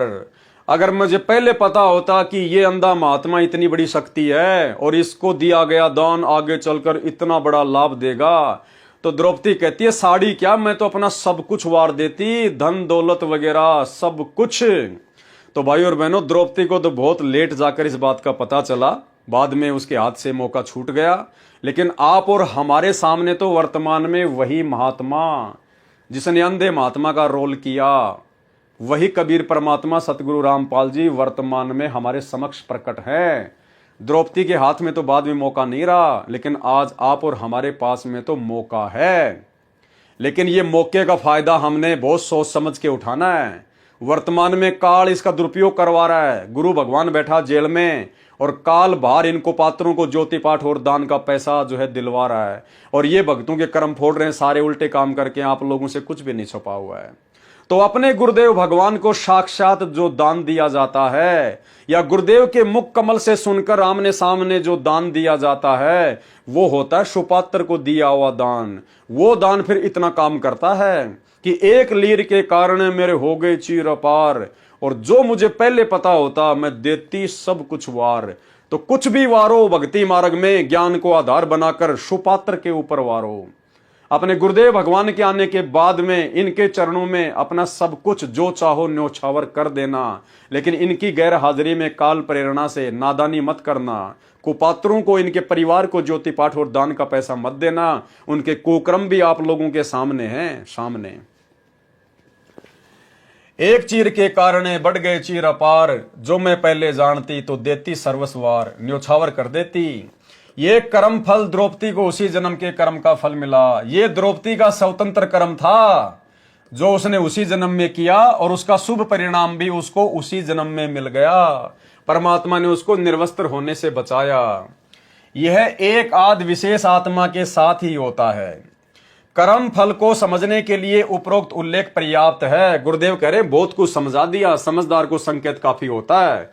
आप और हम कोई आम व्यक्ति नहीं है, आम प्राणी नहीं है। गुरुदेव ने हमें 30 साल से भक्ति मार्ग में, तत्व ज्ञान में रंग दिया। अब हमने संकेतों को समझ लेना चाहिए। अब परमेश्वर को हम इतना दुखी ना करें। अब हमें परमेश्वर के संकेत समझ में आ जाने चाहिए। शब्द सैन सतगुरु की पहचान है, वो पावे अटल सुहाग रे। प्रश्न, क्या प्रारब्ध कर्म जो भाग्य में लिखा है बदला जा सकता है? यानी काल ने जो हमारे भाग्य में लिख दिया, जो 75% पाप और पुण्य का रेशियो निकाल के जो जीव को भोगना ही होता है, तो सवाल करता कह रहा है कि क्या वो प्रारब्ध कर्म जो भाग्य में लिखा है उसको बदला जा सकता है? उत्तर दिया गुरुदेव ने, जब पूर्ण संत जो परमेश्वर कबीर जी स्वयं या उनका कृपा पात्र संत मिल जाता है। अब यहां पर उनका कृपा पात्र संत लिखना गुरुदेव भगवान के लिए वर्तमान में थोड़ी सी मजबूरी है, क्योंकि डायरेक्ट उनको कोई परमात्मा नहीं मान सकता, इसलिए ये अपने आप को छुपाते हैं, अपने आप को पूर्ण परमात्मा का संत कहकर अपने आप को छुपाते हैं, जबकि ये स्वयं ही पूर्ण परमात्मा है। जब पूर्ण संत जो परमेश्वर कबीर जी स्वयं या उनका कृपा पात्र संत मिल जाता है, तो पाप कर्म जो प्रारब्ध में है या संचित कर्मों में है वह सत्य साधना से समाप्त हो जाता है। यानी जब आप सच्चे पूर्ण संत कबीर परमेश्वर की शरण में आ जाते हो, उपदेश ले लेते हो, क्योंकि भाइयों और बहनों, एक समय में पृथ्वी पर एक ही संत होता है और वो केवल स्वयं कबीर भगवान ही होता है, पूर्ण परमात्मा होता है। एक समय में पृथ्वी पर एक ही संत होता है। सुनिए, इसलिए हमने उन नकली सतगुरुओं से बात नहीं बनेगी। एक समय में एक ही सतगुरु होता है। जैसे परमात्मा जब आए थे, उन्होंने किसी को भी नाम देने का आदेश नहीं दिया था और स्वयं ही उपदेश दिया करते थे। 64 लाख से सुन के हो गए थे, उन सब के स्वयं ही गुरु थे, स्वयं ही सतगुरु थे। और एक समय में एक ही संत होता पूरी पृथ्वी पे उस परमेश्वर का। वैसे तो ये अन्य उपासना बताने वालों की तो गिनती ही नहीं है। और वो परम संत आज वर्तमान में सतगुरु रामपाल जी परमेश्वर हैं, ये पूर्ण कबीर साहिब हैं। तो जो इनकी शरण में आ जाता है, उसके बाद में काल ने हमारे भाग्य में संचित कर्मों से पाप और पुण्य निकालकर जो 75% हमारा प्रारब्ध बना दिया, भाग्य बना दिया है, उसको हल्का किया जा सकता है। उन प्रारब्ध कर्मों को काटा जा सकता है, उनको चेंज किया जा सकता है। सतगुरु जो चावे सो करही, 14 कोटि दूत यम डरही, ओत भूत जम त्रास निवारे और चित्रगुप्त के कागज फाड़े। ये 75% जो चित्रगुप्त के द्वारा काल ने जो हमारे प्रारब्ध कर्म लिखवा दिए, सतगुरु उनको फाड़ सकता है और किसी की औकात नहीं, किसी के बस की बात नहीं है। जब पूर्ण संत जो सतगुरु परमेश्वर कबीर जी स्वयं या उनका कृपा पात्र संत मिल जाता है, तो पाप कर्म जो प्रारब्ध में है या संचित कर्मों में है वह सत्य साधना से समाप्त हो जाता है। कबीर जब ही सतनाम हृदय धर्यो भयो पाप को नाश, जैसे चिनगी अग्नि की पड़े पुराने घास।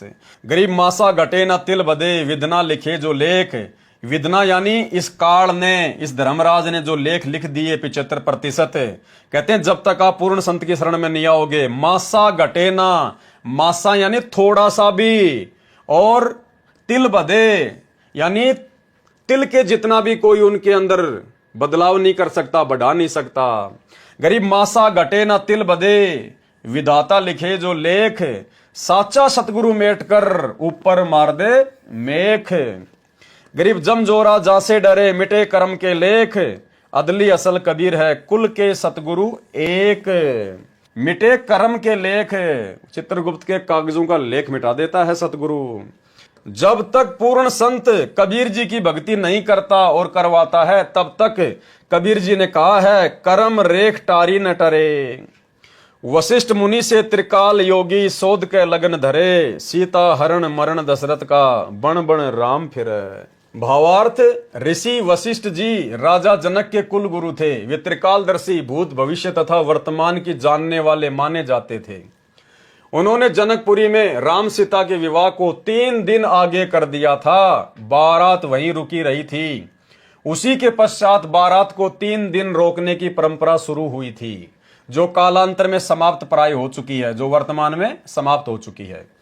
इसलिए विवाह का लगन 3 दिन आगे किया था। ऋषि ने कारण बताया था कि यह मुहूर्त ठीक नहीं है, 3 दिन बाद शुभ लगन मुहूर्त है, शुभ लगन में किए विवाह से बच्चों के गृहस्थ जीवन में कोई आपत्ति नहीं आएगी, सुखी जीवन व्यतीत करेंगे। श्री रामचंद्र जी तथा सीता जी का विवाह ऋषि वशिष्ठ जी के बताए अनुसार शोध कर किए गए मुहूर्त में किया गया था। कबीर परमेश्वर जी ने बताया कि उस शुभ लगन से भाग्य अर्थात प्रारब्ध में कोई परिवर्तन नहीं हुआ। विवाह के तुरंत पश्चात श्री रामचंद्र तथा सीता व लक्ष्मण का वनवास हुआ।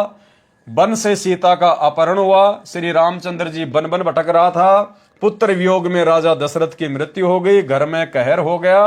पूर्ण संत बिना कर्म का फल भोगना ही पड़ता है। कर्म बोध पेज नंबर 165 पर। कबीर कर्म फांस छूटे नहीं के तो करो उपाय, सदगुरु मिले तो उबरे नहीं तो परले जाए। कबीर सागर के अध्याय कर्मबोध का सारांश संपूर्ण हुआ। सत्य साहिब यानी सतगुरु रामपाल जी भगवान, सच्चा परमात्मा, अविनाशी परमात्मा। तो भाई और बहनों, आज के वीडियो में केवल इतना ही। कल रात्रि 8 बजे सभी भाई बहन फिर से दास के Facebook page Pawan Das is live के ऊपर लाइव जुड़िए। और तब तक गुरुदेव भगवान हम सबको आज्ञा दें, इजाज़त दें, आशीर्वाद दें। बंदी छोड़ सतगुरु रामपाल जी भगवान की जय हो।